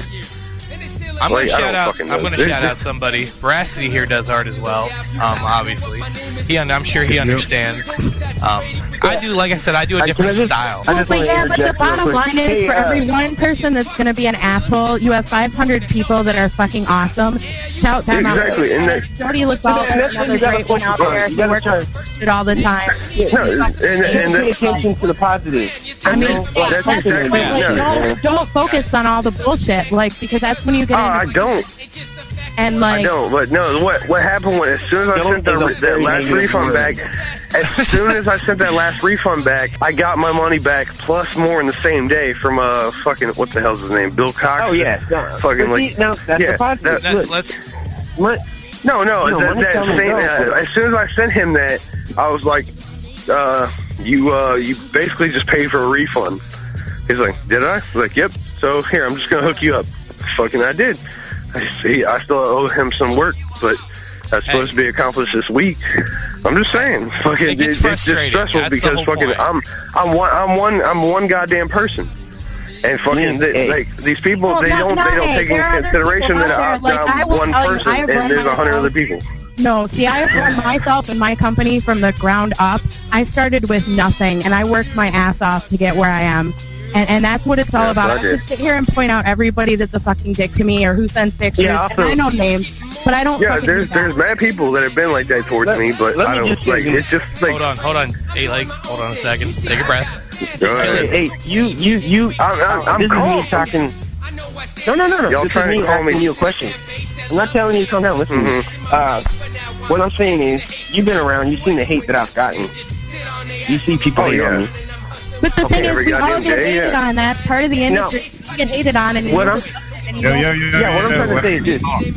trying to say is this: the biggest trick that I've had to making sure nobody fucks up what I'm doing is by not letting them fuck it up by thinking about it too much. If you focus on that stuff, like this is just for me, in my opinion. It's kind of like, okay, you ever seen Nightmare on Elm Street Part 2? Yup. Yeah. Or was it Part 3? It was 2 or 3. It's the one where, I think it's 3, where Nancy turns her back. She turns her back on Freddy, and he ignores his ass, yeah. Yeah. And I ignore everybody. Now listen, so that's what I'm getting at. So that hater in this situation is Freddy, and we're going to be Nancy. Yeah, that sounds kind of gay. But in this situation, we're turning our back on Freddy. You know what I'm saying? We turn our back on that shit, and it doesn't... No, I've had people argue, oh, yeah, well, that doesn't make him stop talking shit. I go, you know what? It sure doesn't. But it allows me to be happier and more peaceful in my personal life. And that's what it's about. You know what I'm saying? Inner peace. I'm aware, and that's where I've been at. But I'm just saying, like, the two refunds that fucked me up a little bit, just because that's me, like, basically admitting to failure. But everything else, like, I have plenty of fucking people talk shit about me, especially little fucking faggot underground cats. They want to talk shit, that's fine. All right, well, go ahead, and I ignore them. How many people do I address daily? But keep in mind, you signed up for this. We all did, and we got to take the did. Which is good. Yeah. Exactly. I feel like you're fucking... Go ahead. All right, guys. No, I know what you're saying something, but she got cut out. Let her finish what she was doing. Like, the bottom line is, okay, like, you know how much shit I take, and I've talked about this before. Being one of the only females in an all-male-dominated industry, I take so much fucking bullshit. And I could sit there, and every guy that sends me a dick pic, you bet your ass I know their names. And I could put them on blast. Let me finish. Go ahead. I just have something to add to your shit later. And the bottom line is, as much as these motherfuckers piss me off, they're fucking with me because I'm a success. I didn't suck anyone's dick to do interviews. I didn't fuck anyone in the back offices. I worked my ass off from the ground up by sitting there and doing what the fuck I was told until I got to where I am today. I don't need to put these motherfuckers on blast. I know who had my back the whole time. Twisted, Jody, George, Rich. You motherfuckers have always had me. Everybody at Psychopathic, I love you guys to shit and back. Like, I don't give a fuck. I'm not going to sit here and put people on blast just because they piss me off. I'm just going to rise above it and mention the people that do love me and do have my back. Boy, do I wish I had the applause button for that. To add to that, if you send a dick pic to somebody, you need to have a 4-course meal of cyanide pills, you piece of shit. And then we move on. And that's what I wanted to say about that shit. I'm totally going to send you one, Jake. You be ready. Oh, yeah. It's going to take a long time to download because the file image is going to be too big. Anyways, there's a reason I never sent dick pics. I can't find a camera big enough. Yeah. I did once, and that was a mistake. Because I don't want to blow up phones. So, anyways. That's right. His doctor told him, he made an appointment for his doctor, and his doctor's like, send me a dick pic if you want an appointment. And he did it. And I did. Yeah. That's exactly. What kind of back alley doctor are you heading to, brother? Because I want to go there. I don't know. I'm walking down that back alley now. Yeah, but, you know, this whole thing it's a learning process. I know with Phil, how long have you been doing this where you're on, the last couple of years where you've started picking up on sales? About 2 years now? Wait, what? What was that last part? You've been, like, doing a lot of commission work over the last 2 years mostly, right? Yeah. Well, it was pretty much like, I started doing my shit in 2000... When did we meet? 2012. So somewhere in there, it was either 2012 or 2013. And then it was like more. I think it was like mid 2013 is when I finally got a tablet, and that's when I started like testing shit out. And then since then it just grew from like it completely transitioned from just straight mask work to all artwork, which I would rather do artwork. But about 2 years now, going on 2 years. But now look at, and I want to say from just what I've seen.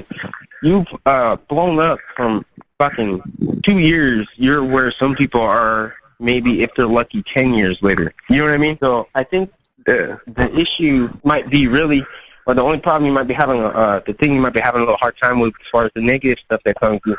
Well, I mean, you haven't been dealing with it as long, and you know how. I mean, it's just operating as one person. You'll get used to it. Really, well, yeah, eventually. You get used to it, and also after a while, it's almost like you got to bring in not a meditative state of mind, but you got to go, hey, look, if I sit here and focus on this person who does not like me, that's giving them so much power. So, and I've been doing this for a while, and I've learned right off top, I've never done a fucking diss song. I've done one sort of diss song, and even that, this song was not directly aimed at one person. It was just kind of a vague reference to like 6 or 7 people who, if they heard it, if they heard it, they'd know. But some people think, oh, it's just this one guy. No, it's to a few people. But other than that, I don't do that shit because, that's just going to give them more attention and then more energy and more power to be destructive towards you. You don't want that. So you just brush that shit off. If someone's being a bitch, fuck them, block them, move on. Move on with it. I feel like y'all are fucking... Anyways, hold on. Pants, prepare goddamn question. I feel like... no, I'm not really worried about this shit. I've learned to deal with it. I'm just saying, like, refunds bothered me a little bit just because, like, I'm not, dude, people talk shit all the time. I do not give a remote fuck. I don't focus on that shit. I'm trying to focus, like, M.U.S.E.R, like, if anybody knows who M.U.S.E.R is, I listen to his music a lot. So, like, he's a very, very uplifting, positive person. So that's why I try and listen to it. As soon as I start getting, like, very, like, or anybody else, I start listening to that shit. I just posted the other day, what the fuck, like, I keep so many opinions to myself. It's because I do, because I don't want to have beef with nobody. I'm fine. Like, I do not focus on negative. I try and focus on positive and move forward, and that's what I do. Anyways, question, Killator, I love you. Fuck you. Question. You know what? First off, I gotta say it's nice to have the real you guys. You know what I mean? Like, so many people put on this thing, when they come into shows like this, and we like to be. You get the human messes that we are. We're completely human, and I think the reason, I think some people like that, some people hate that. Some people think it's not professional. It's kind of sloppy, but you know what? We're very real, and we're just exactly how we conduct business. Pretty much. You act real with motherfuckers, and most people, if you want, the people want you to bullshit them, and you don't bullshit them, so they get mad. I don't got time to play the character 24/7. I'm also myself, Exactly. That's the whole point I was gonna make. Like, and I'm not comparing myself to you guys, but I got my little pants ninja thing going on, and we're just, I'm just trying to entertain people. It's nothing like too serious. Yeah, at least you're just you, and you're not trying to be us. Why would I be you? Some people out there like that. I'm wearing the mask. I go into a store, I have a mask, and I go, I'm Killator, motherfuckers, give me beer. I do it every day. It's hilarious. I'm real. I'm real about this shit. I dig it. Like, that's what I appreciate about you guys both. Like, not just as, like, artists and whatever, but you're good people. You've been nothing but awesome with me, and I appreciate that. Like, even before I know you, like I do now, if that makes sense. Yeah, you met me, so... You met me in person, drink with me, party with me and shit. One day, I'll come in and I met with him, it's the same shit. Yeah. But no, like, that's the whole point I wanted to get here, wrap that question up, was the real people here, guys. Everyone's a real person, flesh and blood, and you got to treat people like that, man. Oh yeah. And I'm not saying you were. The other problem I have is I get a lot of people who treat me like I'm just some product, and they talk to me like I'm just some property, and it's not just like one or two people. It's people who don't understand the difference between the gimmick and the person behind the gimmick. So they talk to the person behind the gimmick like they're talking to the character that I'm playing, and then they just, I don't know. And the other thing is, too, a lot of these cats in the underground, I don't know if they're just jobless. I don't know how they're fucking living without money, but to me, it's like, if they got that much free time and they're not hustling, because look, I was off work for like 3 months, injured, and that whole time all I was doing was fucking making money. And they're like, well, how do you make money? You're injured. You're laying in bed. Fucking, there's ways.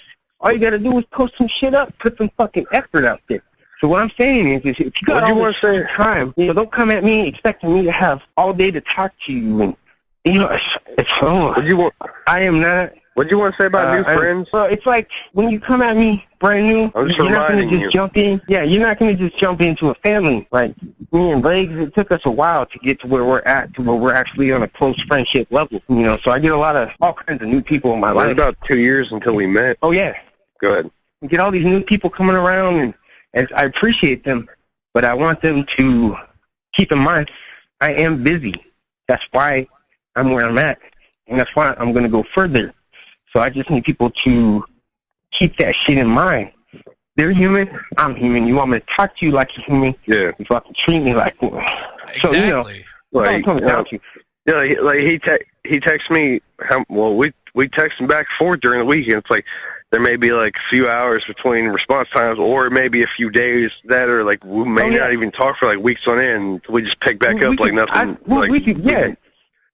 It's the same exact thing with me and Grim. We might not talk for a month, but Grim definitely for a fucking chat. We're not sweating. Grim. I talk to Grim like, well, you'll never really get a chance to talk to him unless you're out here. But what it comes down to is. What it comes down to is, me and him, we don't talk every fucking day. People know we're friends, but me and Jake here, we're not fucking like on the phone talking 24/7. Oh, hey, what are you doing, guys? Oh, I'm just doing some work, buddy. We're doing work. Chances are, if we talk during the week, it's just bullshit. Or he's sending me a T-shirt he picked up off of T-Fury, and I'm like, that's dope, and then we talk about that. Yeah, or I send him new shit that I did to get his opinion on it, and then we just move on. I go, that's garbage. Kill yourself, and then he does. Yeah, exactly. Yeah. That's exactly how it goes too. So I think what it is when people try to jump into my life, it's like I want more people to be in my life, and that's why I'm doing what I'm doing. But I also want them to understand that, like, I can't hold everybody's hand. I only got 2 hands. Yes, sir. I wanted to bring that up because I know you guys were dealing with that a lot. And I got some more off the wall things here to try to change the setting, so to speak. Let's change the tone. Yeah, man. Like, we're getting a little serious here in the dojo. We don't, usually do that. We're not trying to take over. We're not trying to take over right now. We're not trying to take over. This is also like the first time me and him have talked since like probably before I went out there last year. I think so we're just bullshitting each other, which we send the gist of each other. We send the gist of our shit to each other, and then we just hold on. Yeah. I got this. 8, go. We haven't talked since, I was out there, but we haven't talked on the phone since, either late September or early October last year. Yeah, and then when we text each other, it's just we send, just very short gist of our bullshit to each other to try and get the point across, and then we'll talk about it for a little bit, and then we just won't respond to each other.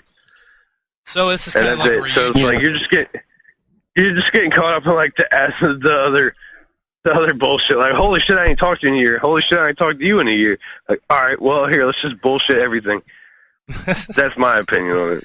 Yeah. And that's the other thing, too, is at no point do I ever feel like, I think I gained I think the benefit that I get from having a friendship with Jacob is the benefit from doing all this music shit has taught me is how to actually treat people better as actual friends.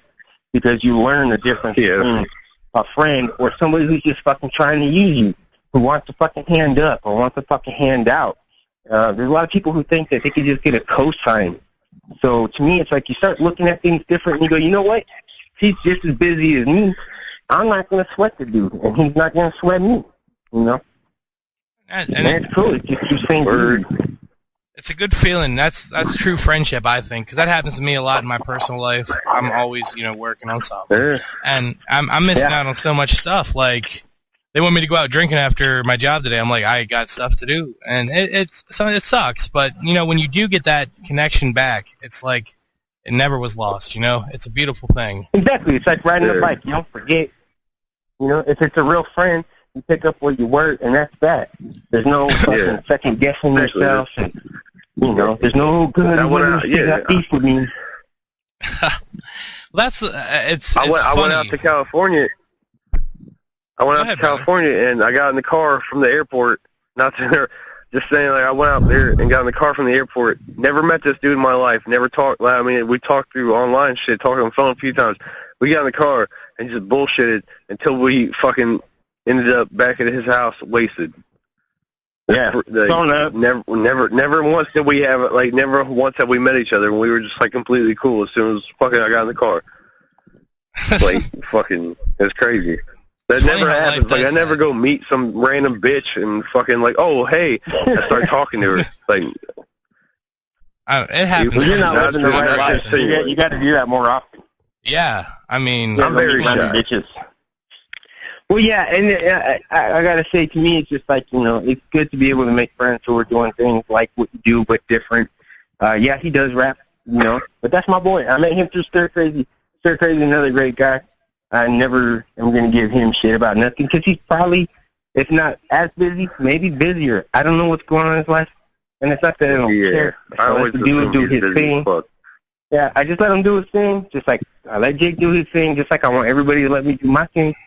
And, if you keep it respectful, keep a good circle, people around you. So that's really all that boils down to. Yeah, it seems to be like that. But, what's up, buddy? Jacob? If you have a question, my bad. We keep fucking taking over. Go ahead. It's cool. If you have questions or anything you want to ask, or any of you guys want to ask, fucking go right ahead. I feel like I feel like a dick because we keep talking over you guys. You're fine. This is what it's about, though. We're doing this for the people that listen to you guys, that support you guys. We do this for. Doesn't that sound familiar? Hey, let me tell you a song. It's called "I Do This For." Do this for what? I do this all for you. Yeah, even a cheap fuck. Oh man. That's a quote from a song. That's not a personal attack. Yeah. Yeah. Oh, okay, never mind. Oh. I will be posting that to you later, brother. I mean, I love the video. Yeah. That video was awesome. I want to talk about that video a second. Man, you know what pisses me off about that video? What? As soon as we stopped filming, because the guy who was filming that video, it cost me a lot of fucking money to make that. To me, a lot of money, considering it didn't go quite the way it was supposed to. But that's fine. It became what it was supposed to be. But the thing is, as soon as the dude, a couple hours later, he's like, well, my battery's dying, and I don't got a charger, and he's like, plus I'm due back here at this time. He's like, so we got to wrap this up.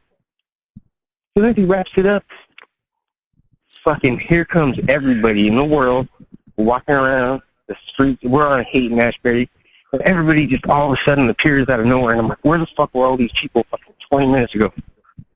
So I was kind of upset that we didn't get that on film. Because there were so many people. It was a weekend, too. It was a Saturday. But apparently, San Francisco doesn't wake up until about 1 or 2 in the afternoon.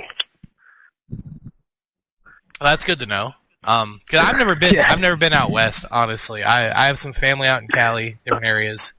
I want to shout out my buddy Mike up in Seattle. He does tune in sometimes, working for Microsoft up there. Good dude. But they've been trying to get me out for a while, and one day I would love to just see it. You know what I mean? But yeah, you should see Top One in if you do. I would like to recommend hit Santa Cruz. It's just so peaceful out there. For sure.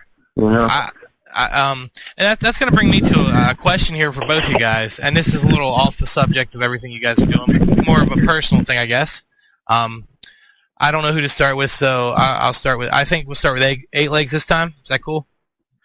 That's fine. Yeah, do it. That's fine. Cool.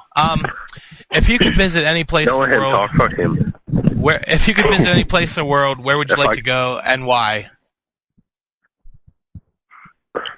Stay there. Where? If I could stay somewhere, it'd be Tennessee. I love Tennessee. The place is fucking awesome. If I could visit somewhere for a little bit, it'd probably be I don't know, Europe somewhere, probably England. There we go. My dad, a piece of shit biological father, came over here from there.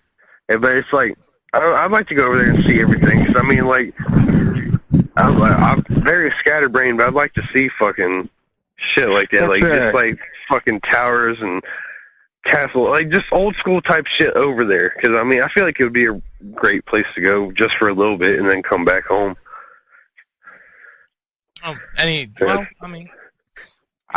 Here's a funny parallel to all of that. My mother is from England, so my real dad's from England.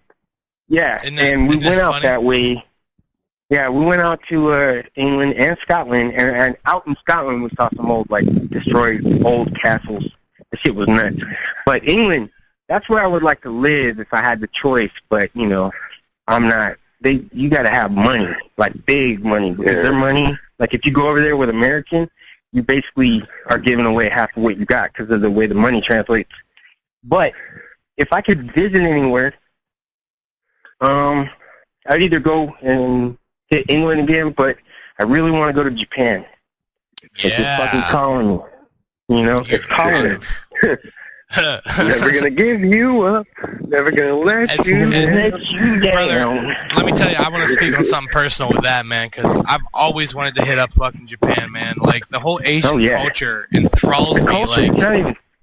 It's just the level of pop culture out there. Yeah. When I was out there, didn't you bring up fucking, or you and Grim fucking brought it up, the fucking, how many fucking crazy vending machines do they fucking have?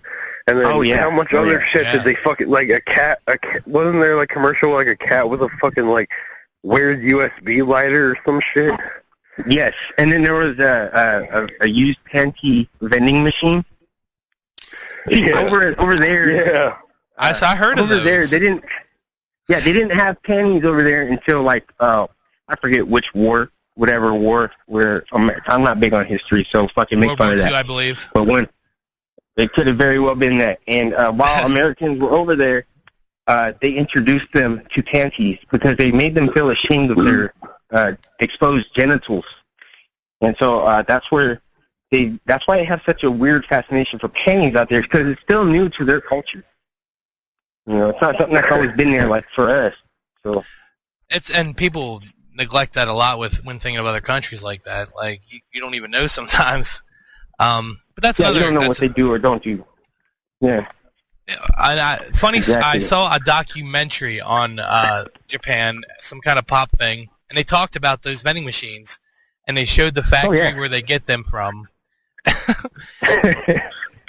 And it was these fucking middle-aged Japanese guys pouring tuna canned juice on them and fucking spraying them with shit, like, and then putting them in these capsules. Yeah, that's what I said, dude. I'm not trying to gross nobody out, but that's great. And these people buying it probably fucking know it too. Oh man, and they still don't care. They still buy it. The mildew alone is what I'm concerned about. Jesus Christ. Man. Veracity, Sasha, you guys still hanging in there? I know. Yeah, we're still here. Yeah. Okay. Sasha. Veracity? What's up? Hi. Hi.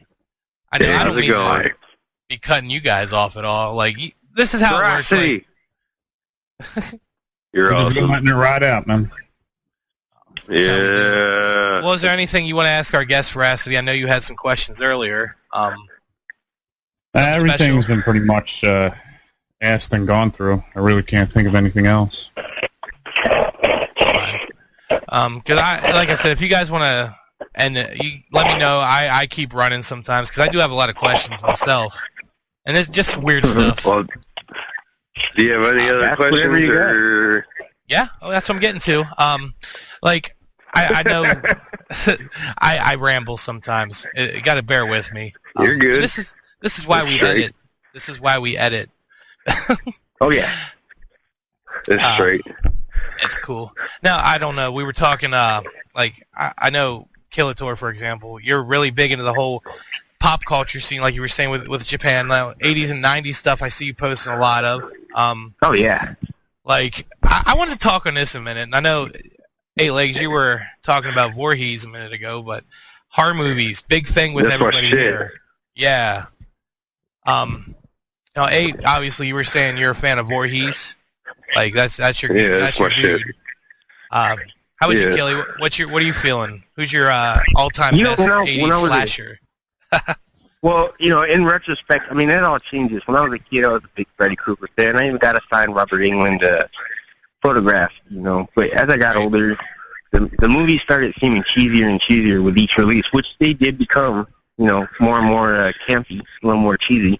And there's nothing wrong with cheesy humor. I mean, I display that in my own art, But as I got older, it was just kind of, I felt like I outgrew, like, that series. And then it wasn't until I outgrew it that I was like, oh, hey, Friday the 13th still. Because I think Michael Myers is a fucking bitch. Jason Voorhees is dope. He doesn't, and you know why? Yeah. It's only when he becomes a zombie that he's dope, though. But now, my favorite horror movie, that'd be a whole nother discussion. Because my favorite horror movie is Brain Damage. And it's not even really a horror movie. So it's either that or Intruder or They Live. But none of these really fall into true horror. Intruder is like a slasher flick. So, I mean, there's different categories, but I guess favorite horror movie, maybe Return of the Living Dead. But again, that's got comedy out the ass, you know what I mean? It's still dark humor. Dark humor. You do understand, but I mean, it's also campy. But to me, it's kind of too light. It's lighthearted in a way. It's like watching old school Batman. You know what I mean? But with zombies. Oh yeah, I want to see that. I want to see old school Batman with zombies. Well, I'm gonna give a shout out to Adam West. Well, Michael Keaton. Adam West, motherfucker. Adam West, because he's the only Batman with shark repellent. That's all. Don't you dare bring up Adam West to me. Fuck you. Even though he's kind of batshit crazy nowadays, it's all good. Right, like, Sasha? Right? Adam West is the shit. He has lost his shit. There are not even Batman anymore. Now, Michael Keaton is awesome too. Michael Keaton is always going to be Beetlejuice and Mr. Mom to me. So. Yeah, Beetlejuice is a big thing. But he's awesome. It's still better than Ben Affleck. A lot better than Val Kilmer and fucking Christian Bale. Hey, you've never seen the Salton Sea. Val Kilmer's badass too. Come on, don't cut the man short. Who? Salton Sea. What? Yeah, Salton Sea. That's a great movie. Did you bring the Plastic Man? Yeah, I remember. Val Kilmer's a good actor. Oh yeah. Val Kilmer. I'll admit that he's a good actor. I'm just saying, like, I like you're saying he wasn't a good Batman, is what you're saying. Affleck, No, he was a good Batman. I just like Michael Keaton better. Well, yeah, okay, I can see it. And actually George Clooney a little bit. Both, well, not so much George Clooney. Oh, you know, I never actually saw that. But let's get off this topic because Batman's cool. But, yeah. We can talk a whole show about Batman sometime if you guys really want. Talking about Batman, I'd be Robin to right. So what? Sasha, I know you got a question.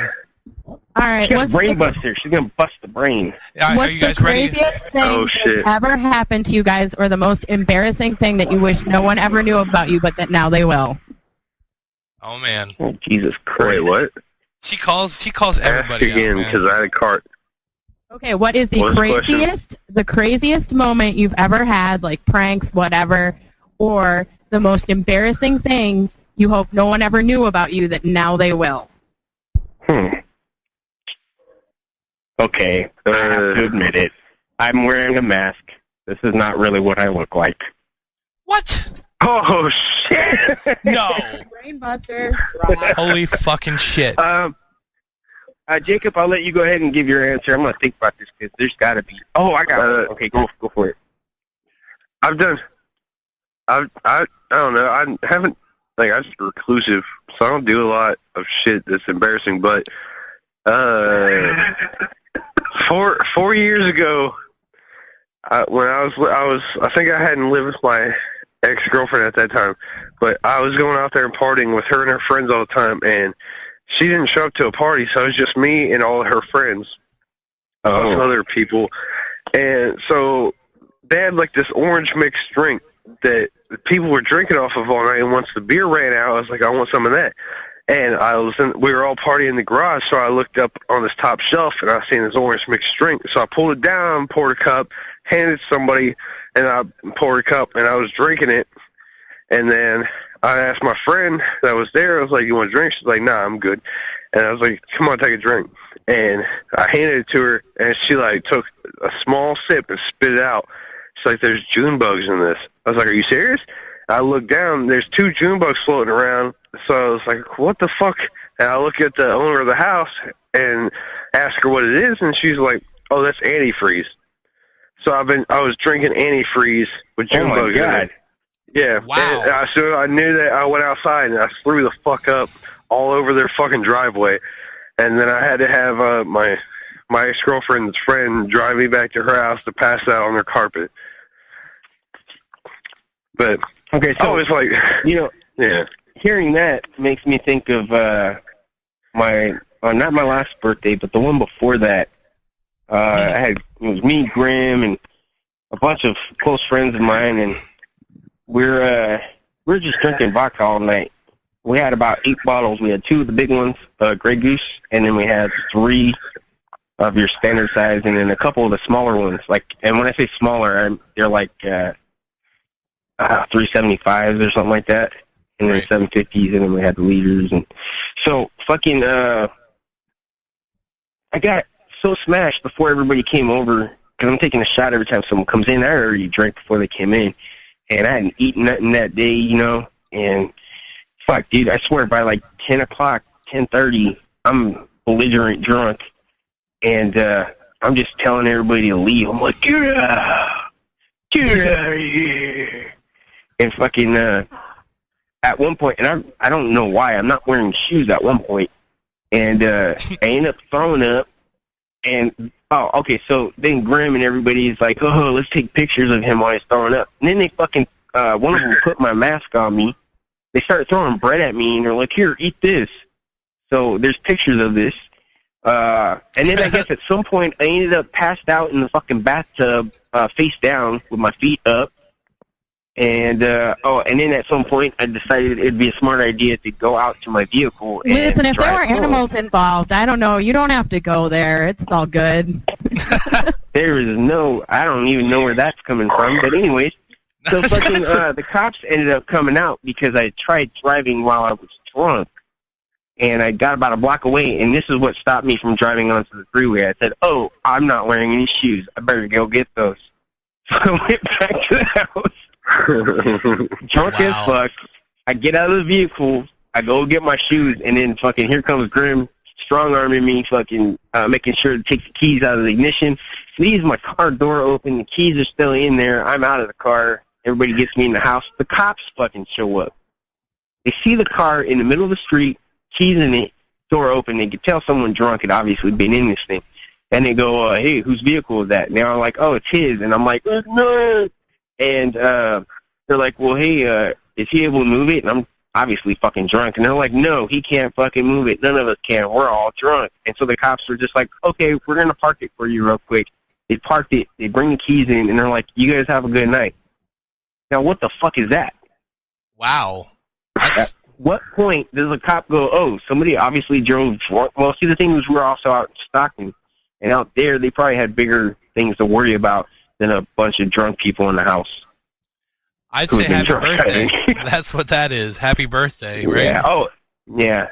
It was, and you know, the next day hangover was probably one of the worst ones I'd ever fucking had. I think it took me like 2 days to recover off of that one.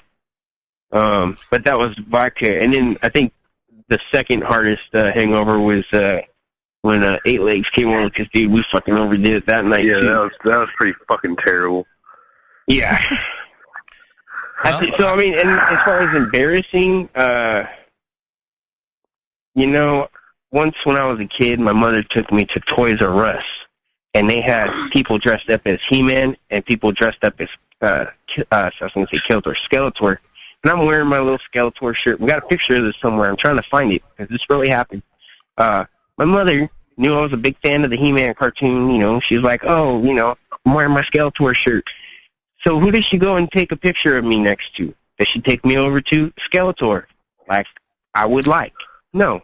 She takes me over to He-Man, and you can see in the picture I'm very disappointed by her decision. It's apparent that while I'm wearing my Skeletor shirt, that I wanted a picture next to Skeletor. I still love my mom. She meant well, but come on, Mom. He-Man's kind of fruity. I love Skeletor. That's a funny story, actually, because I have a story just like that, but it involves me seeing Wonder Woman with her rope lasso-looking piece of crap, and she was blonde. That. Oh my God! I miss the '80s, though. I'll tell you that. So do I. Oh man. I miss the '70s and the '60s. Oh hell and yeah! I miss the '30s. I miss the bootlegging of alcohol back in the day. Right? I would get moving dope as fuck as that. So, like, how old are you? Like 80? If you missed the Prohibition days? I'm 99. Are you trying to? I got 99. It's pretty fucking old. My age ain't one. Oh, hit me!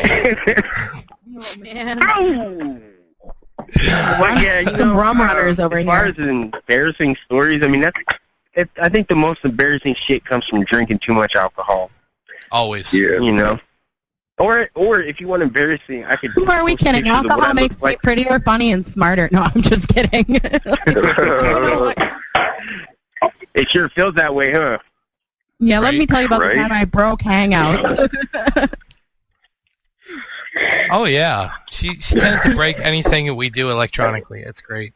It was so bad we pranked a co-host once and convinced him that I shut down the entire M.U.S.E.R system, and he believed it. We do have our fair share of fun here. I know it's getting close to cutoff time here, so I might take 1-2 quick questions, and we can do the whole shout-out thing. Tim Lee Light asked another question that I almost missed. I love that guy. Tim Lee Light, big shout-out to you for always loving my posts on Bug and my new pictures. I love that guy. Yeah, Tim Lee. Tell him a big whoop whoop, whoopity whoop whoop. Tim's a good guy. Hooty hoo! Hoo-hoo! There it is. He's like, he wants to know if Mr. 8 Legs and Killator thought they would be where they're at right now 20 years ago. We'll start with Killy this time. I was 3 years old. Yeah. Nobody, you know, 8 Legs thought he was going to be a scientist, and I thought I was going to be a mad scientist. I was thinking about maybe being a police officer or something at that time, you know? I mean, nobody thinks mad scientist. Yeah. Yeah. No, yeah. He was like 24 back then. I was like 89. He was old as shit back then. 79. You know, there's no way of knowing where you're going to be any given fucking day or any given amount of time. I mean, you could ask me where I think I'm going to be 10 years from now. I have no fucking idea, but I do know that wherever I end up 10, 20, 30 years from now, I know that it's going to be where I'm supposed to be, and it's probably going to be something I want to be doing.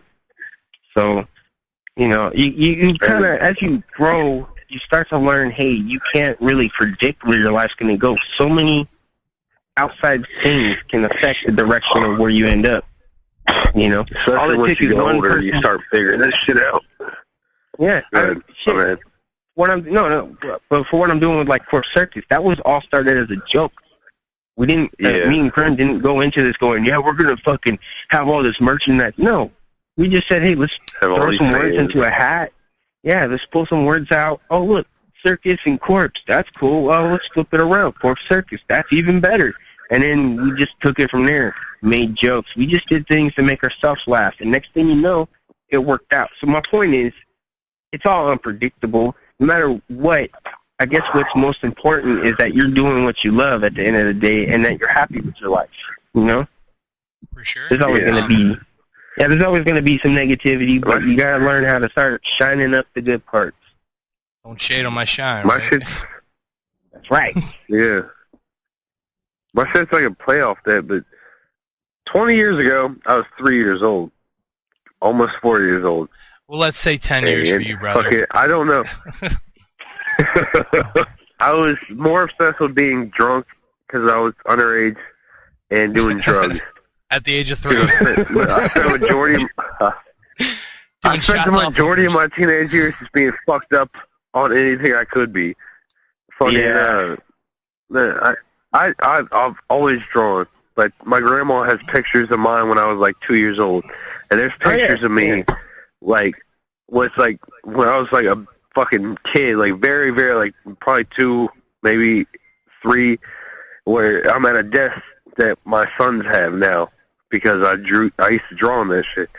I've always had this shit, but I never, ever thought that I would be doing what I do. I never thought that I would fucking, ever work with people I do. Never thought and I never thought I would hear a CD and then later on. Yeah, I never thought that I would hear a CD and understand that I would work with them. Especially I used to be in Twisted because I grew up listening to them. That shit. Killator, I never thought I would do shit with him. When me and him met, the only reason me and him even we're friends now is probably because of Stir Crazy. Stir hit me up. When I first started doing my shit, before I was 8 Legs, I started doing my own little bullshit, which was stupid as fuck on my part, and Stir hit me up, and I knew who Stir was, and I was like, holy shit, Stir Crazy hit me up.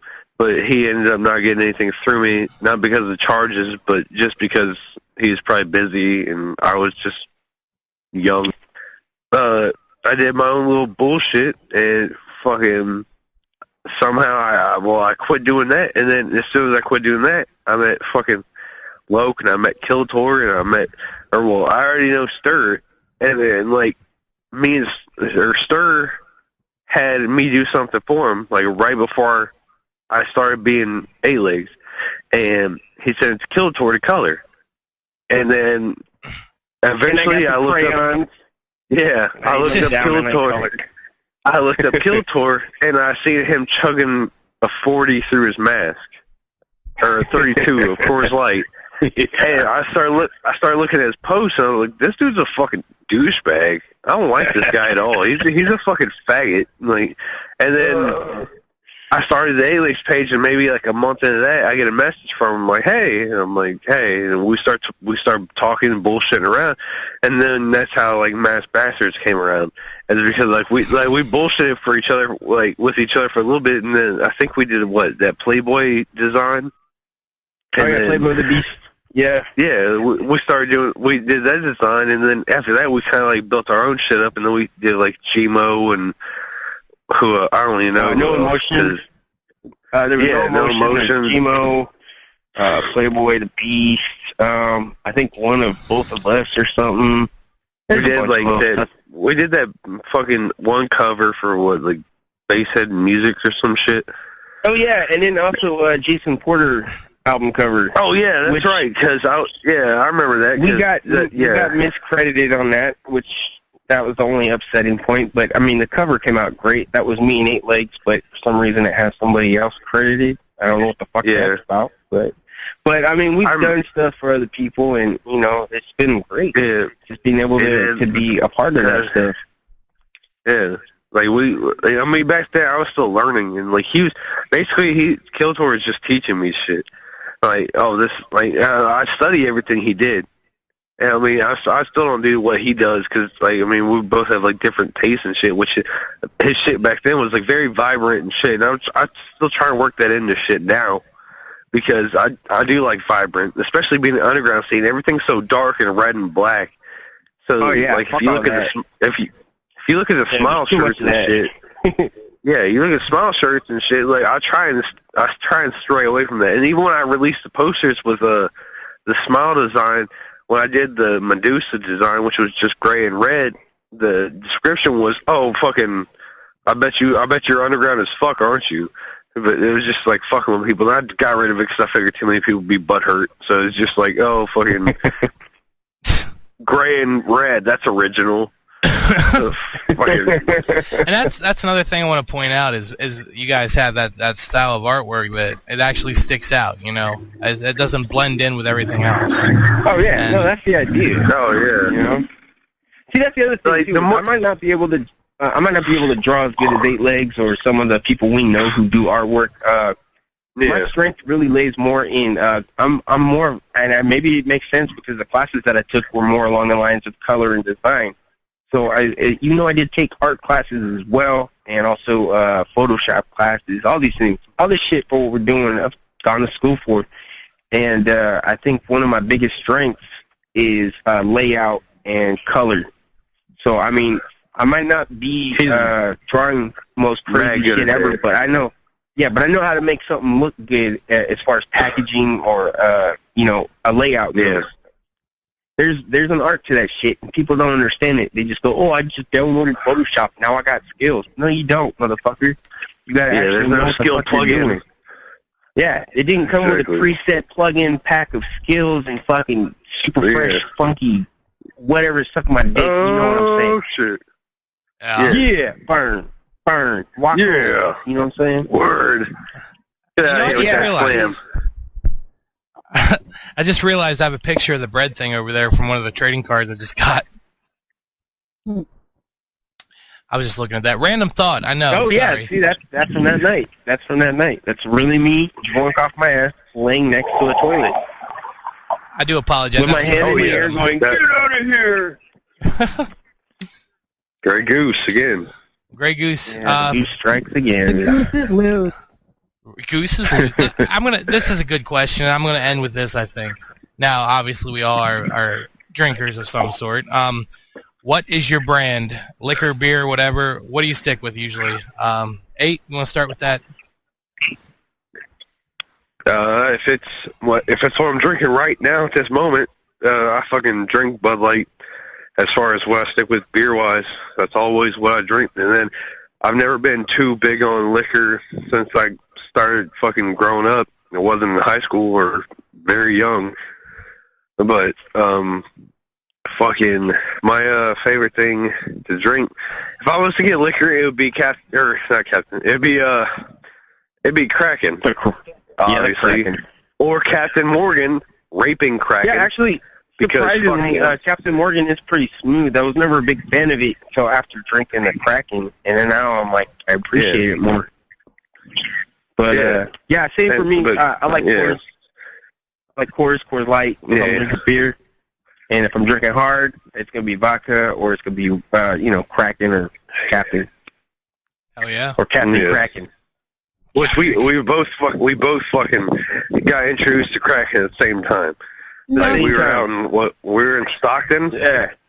Yeah, we're in Stockton. We went to a little ghetto ass liquor store, and we're just like, yo, let's just drink something brown.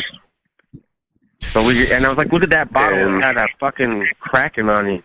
Now, see, I used to go to New Orleans every single year for Halloween, and I got literally hooked on this stuff called chartreuse. You can't get it anywhere outside of France or New Orleans in the French Quarter, and it's literally made from spice. That stuff is amazing, and it glows. That's that green shit? Yeah, it glows green, like literally. It literally glows. It's harder to come across. It's definitely true. Well, maybe now with the internet you can get it more readily, but I'm talking years ago. Yeah. I read about it once in a book, and I had to try it, and it's crazy. Like, it doesn't even taste like alcohol. It tastes like you ate a pepper or something, but then there's, like, this weird taste to it.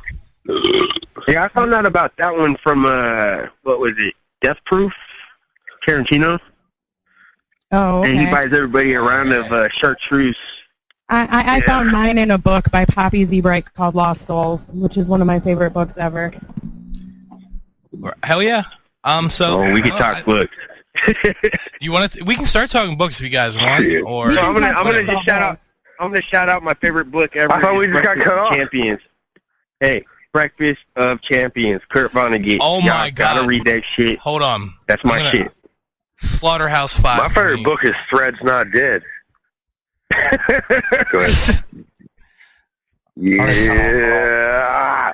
Breakfast of Champions, damn good book, man. Kurt Vonnegut, he just points to you, brother. Good call. No, that's the man. That's the motherfucking man right there. I had a issue of Playboy, had his last story in it or some shit. It was pretty decent. I was a fan of him too. I don't know. I'm sorry. Yeah, I tried to get into. I loved his valedictorian speech to the class of '95 about always wear sunscreen. It's like a 4-page essay, and then at the end it's like, but always wear sunscreen. Trust me on the sunscreen. I love that essay. Did he do that? Really? Yeah, and then I didn't know that was Vonnegut if it's him. I'll have to look at that because I wasn't sure. I know he passed away.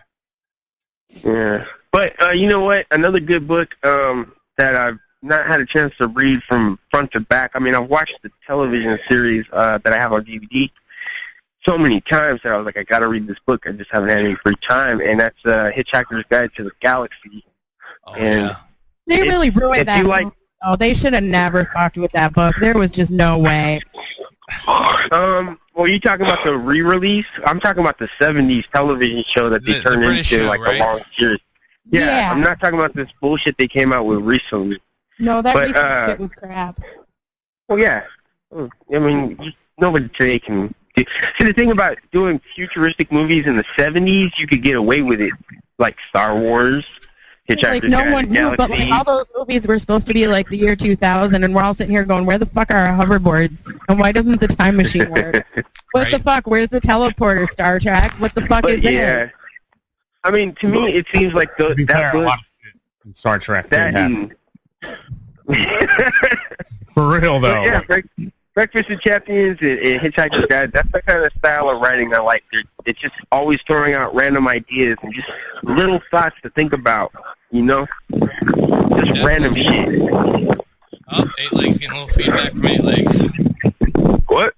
Who is breathing into the mic? Someone is breathing into the mic. That's 8 Legs right there. All I hear is the creeper. Either that's the wind next to me or that's somebody else. That's the wind. It's a ghost. Who's being a creeper? It's a ghost. It's a ghost in my backyard. Like right now. Ghostbusters though. How about Ghostbusters? Yeah, I'm using my plasma stream to vanquish fucking grass. Yeah, that doesn't sound right when you say it like that. That sounds very wrong and awesome. And I can't wait to get grass plasma stream on that ghost. I'm making a remix. Yeah. His grass ghosts are all over my backyard, and I'm fucking vanquishing them. All right, guys. Well, I think it's almost 12:30. You guys, thank you for having us. Yeah, you guys got your last we appreciate minutes. it. Are we going to do our shout-outs? Word. Yeah. Well, I guess we'll start with the guests quick, because I'm sure they have to get out of here. Killy, you want to do any shout-outs, brother? Yeah, I just want to say thank you to everybody who's listening. I don't really want to sit here and list out all kinds of names because I don't want anybody to feel any less special if I forget to say their name. You know what I mean? Right. So everybody who supports what I'm doing, thank you. And just hit me up on Facebook and tell me you listen because I don't know who's listening right now. And tell me what your favorite part of tonight was and make fun of me. Have a good time. And thank you guys for having me on, by the way. And thank you, 8 Legs, for being a part of this. No problem, guy. I love you. Oh, I love you, too. Yeah. Sweet. 8 Legs, you want to get some shout-outs or anything quick? Pretty much same as he said. Fucking, like, if you listen, that's what's up. Like, you're fucking awesome. Even if you didn't, that's what's up. If you're listening, whatever the fuck, that's fine by me. Like, everybody that supports him, which, I mean, he pretty much built me in his image to a degree, or, like, me, or any of you guys. Like, just if you support Underground, that's what's up. Like, you're awesome as fuck. If you fucking buy shit off me, and you're not impatient as fuck, you're awesome. Even if you don't buy shit off me, but yet you still, like, you still pay attention, and you still like my fucking work, that's what's up, because I love those motherfuckers so much. Like, the people that, they don't like bullshit. Like, oh, I'm going to buy this, and never buy it. Oh, but they're still there, and they appreciate it. They just, I mean, I'm not a great artist, but the fact that they appreciate it, that really means a lot to me. It means that I'm, like, not being terrible, and that there's just a bunch of yes people around me. So, like, if you do that, and anybody that supports me, anybody supports you guys, anybody supports Killator, or Grim, or M.U.S.E.R, fucking anybody that does that shit. Or Lunchbox. Lunchbox. Yeah, everybody's dope as fuck. As long as you're not one of those little people that's like, I fucking hate you. You suck. Like, all right, well, I mean, I love you. Why are you being a little bitch right now? And Killator forgives you, right? Yeah, my boy forgives you. Yeah, my older brother forgives you, and we move on with our lives. I forgive you. I forgive you with a quick ass kicking and a bullet to the temple because I'm a very giving Lord. I'm great. Yeah. I'm a good guy. Oh my. fucking also like a shout out whatever fuck. Fucking look, if you support Underground, you're the shit. Everybody else can eat a dick, so they don't understand it. Fucking right. What? Only the Dead Survives drops June 7th. 7th, supposedly. 6, 7, 15. Yeah. Only the Dead Survive. Support that shit. $5. Do not sleep on that shit. No. That shit is like mad dope. And then my fucking next little bullshit line drops at probably around the same time, the end of May, early June. And I'll try to go all out on that shit. So you just have, and then Killator's gonna have me fucking do up some shit for the fucking, probably after the release of Only the Dead Survive, just to add to it, where I'll have time to work on it and probably, make it as dope as everything else I've done lately. Fucking, so look out for that shit, because I definitely recommend it, because it's mad fucking awesome, just from the shit I heard like 6 months ago. I'm excited. Listen, I'm mad excited for it. Like I said, I have a few albums now, and I'm gonna get it. I don't know when, but I will get it. It's 60 minutes of me. Great. 60 minutes of me farting into a microphone. Yeah, it's so crazy just looping his shit on a fucking beat. That 60-minute what is that, mixtape of beeps? I like that. Yeah. That and I'm fucking including fucking, well, I don't know. We still have to work out the shit, but fucking once the album comes out, I'll be including like random copies of the CD and with certain orders and shit. Well, not even certain, just any random order. I'll be throwing fucking copies of it in there with it. For sure. All right. Well, we got to cut this off, and I'm sorry. So, guys, I'd love to have you back sometime. Definitely. Word. Word up. Veracity, you want to give any shout-outs quick? Everybody that's listening, thank you. Yeah. Appreciate all the support you give us. And if you want to check out my work, instrumentaldevil.com. It has all my sources to all my handles, like Twitter, Instagram, Facebook, all that. On point, as always. Sasha, I know you got a list. I do. Tim Lee Light, first of all, I love your face, buddy. Always tuning in, always checking everything I'm doing. You are one of the all-stars of, word of mouth team out there. I also want to give a shout-out to everyone at Psychopathic. You guys have always had my back. Corp, Violent J, Shaggy, Docs, Blaze, ABK, Bakelo, Keegan. You guys are all holding it down, AMB. Of course, I'm going to shout out all of Magic Ninja Entertainment. That includes Legal and Booking, George, and Rich. You guys are the best bosses anyone could ever ask for. Jody, always holding it down, putting out every good shit that you can. He's through Ninjas R Us. And every single fan and person out there that takes the time to message me, for those of you that don't know, I do Fan Mail Fridays, so every Thursday night when it hits midnight on Friday morning to Saturday morning at midnight, I answer every question as long as they're appropriate and within my contract to do so. So always feel free to hit me up. I do all my own work. So much love to all of you at M.U.S.E.R as well, and just everybody out there holding it down, supporting us. Well said. As always, I'm just going to say this quick. Thank you to M.U.S.E.R Nation for everything, giving us a chance to do this. Thanks to our guests, Legz and Killator. That meant the world to me to have you guys here tonight, so thank you. Once again, no problem, man. And once the archives are in the works, guys, stop bugging me about it, everybody. I get like 8 messages a day about that. Give me time. We'll have them. And obviously, you guys know what I do, and that's not really... You can hear about that next week. So thank you, everybody. Thanks to new people. Be on the lookout for Only the Dead Survive 6/7/15. And, yeah, think about that. Have a great night, everybody. Thanks for tuning in. We love you guys. And thanks for supporting the Underground. It's like a finger pointing away. We love you too, Pants.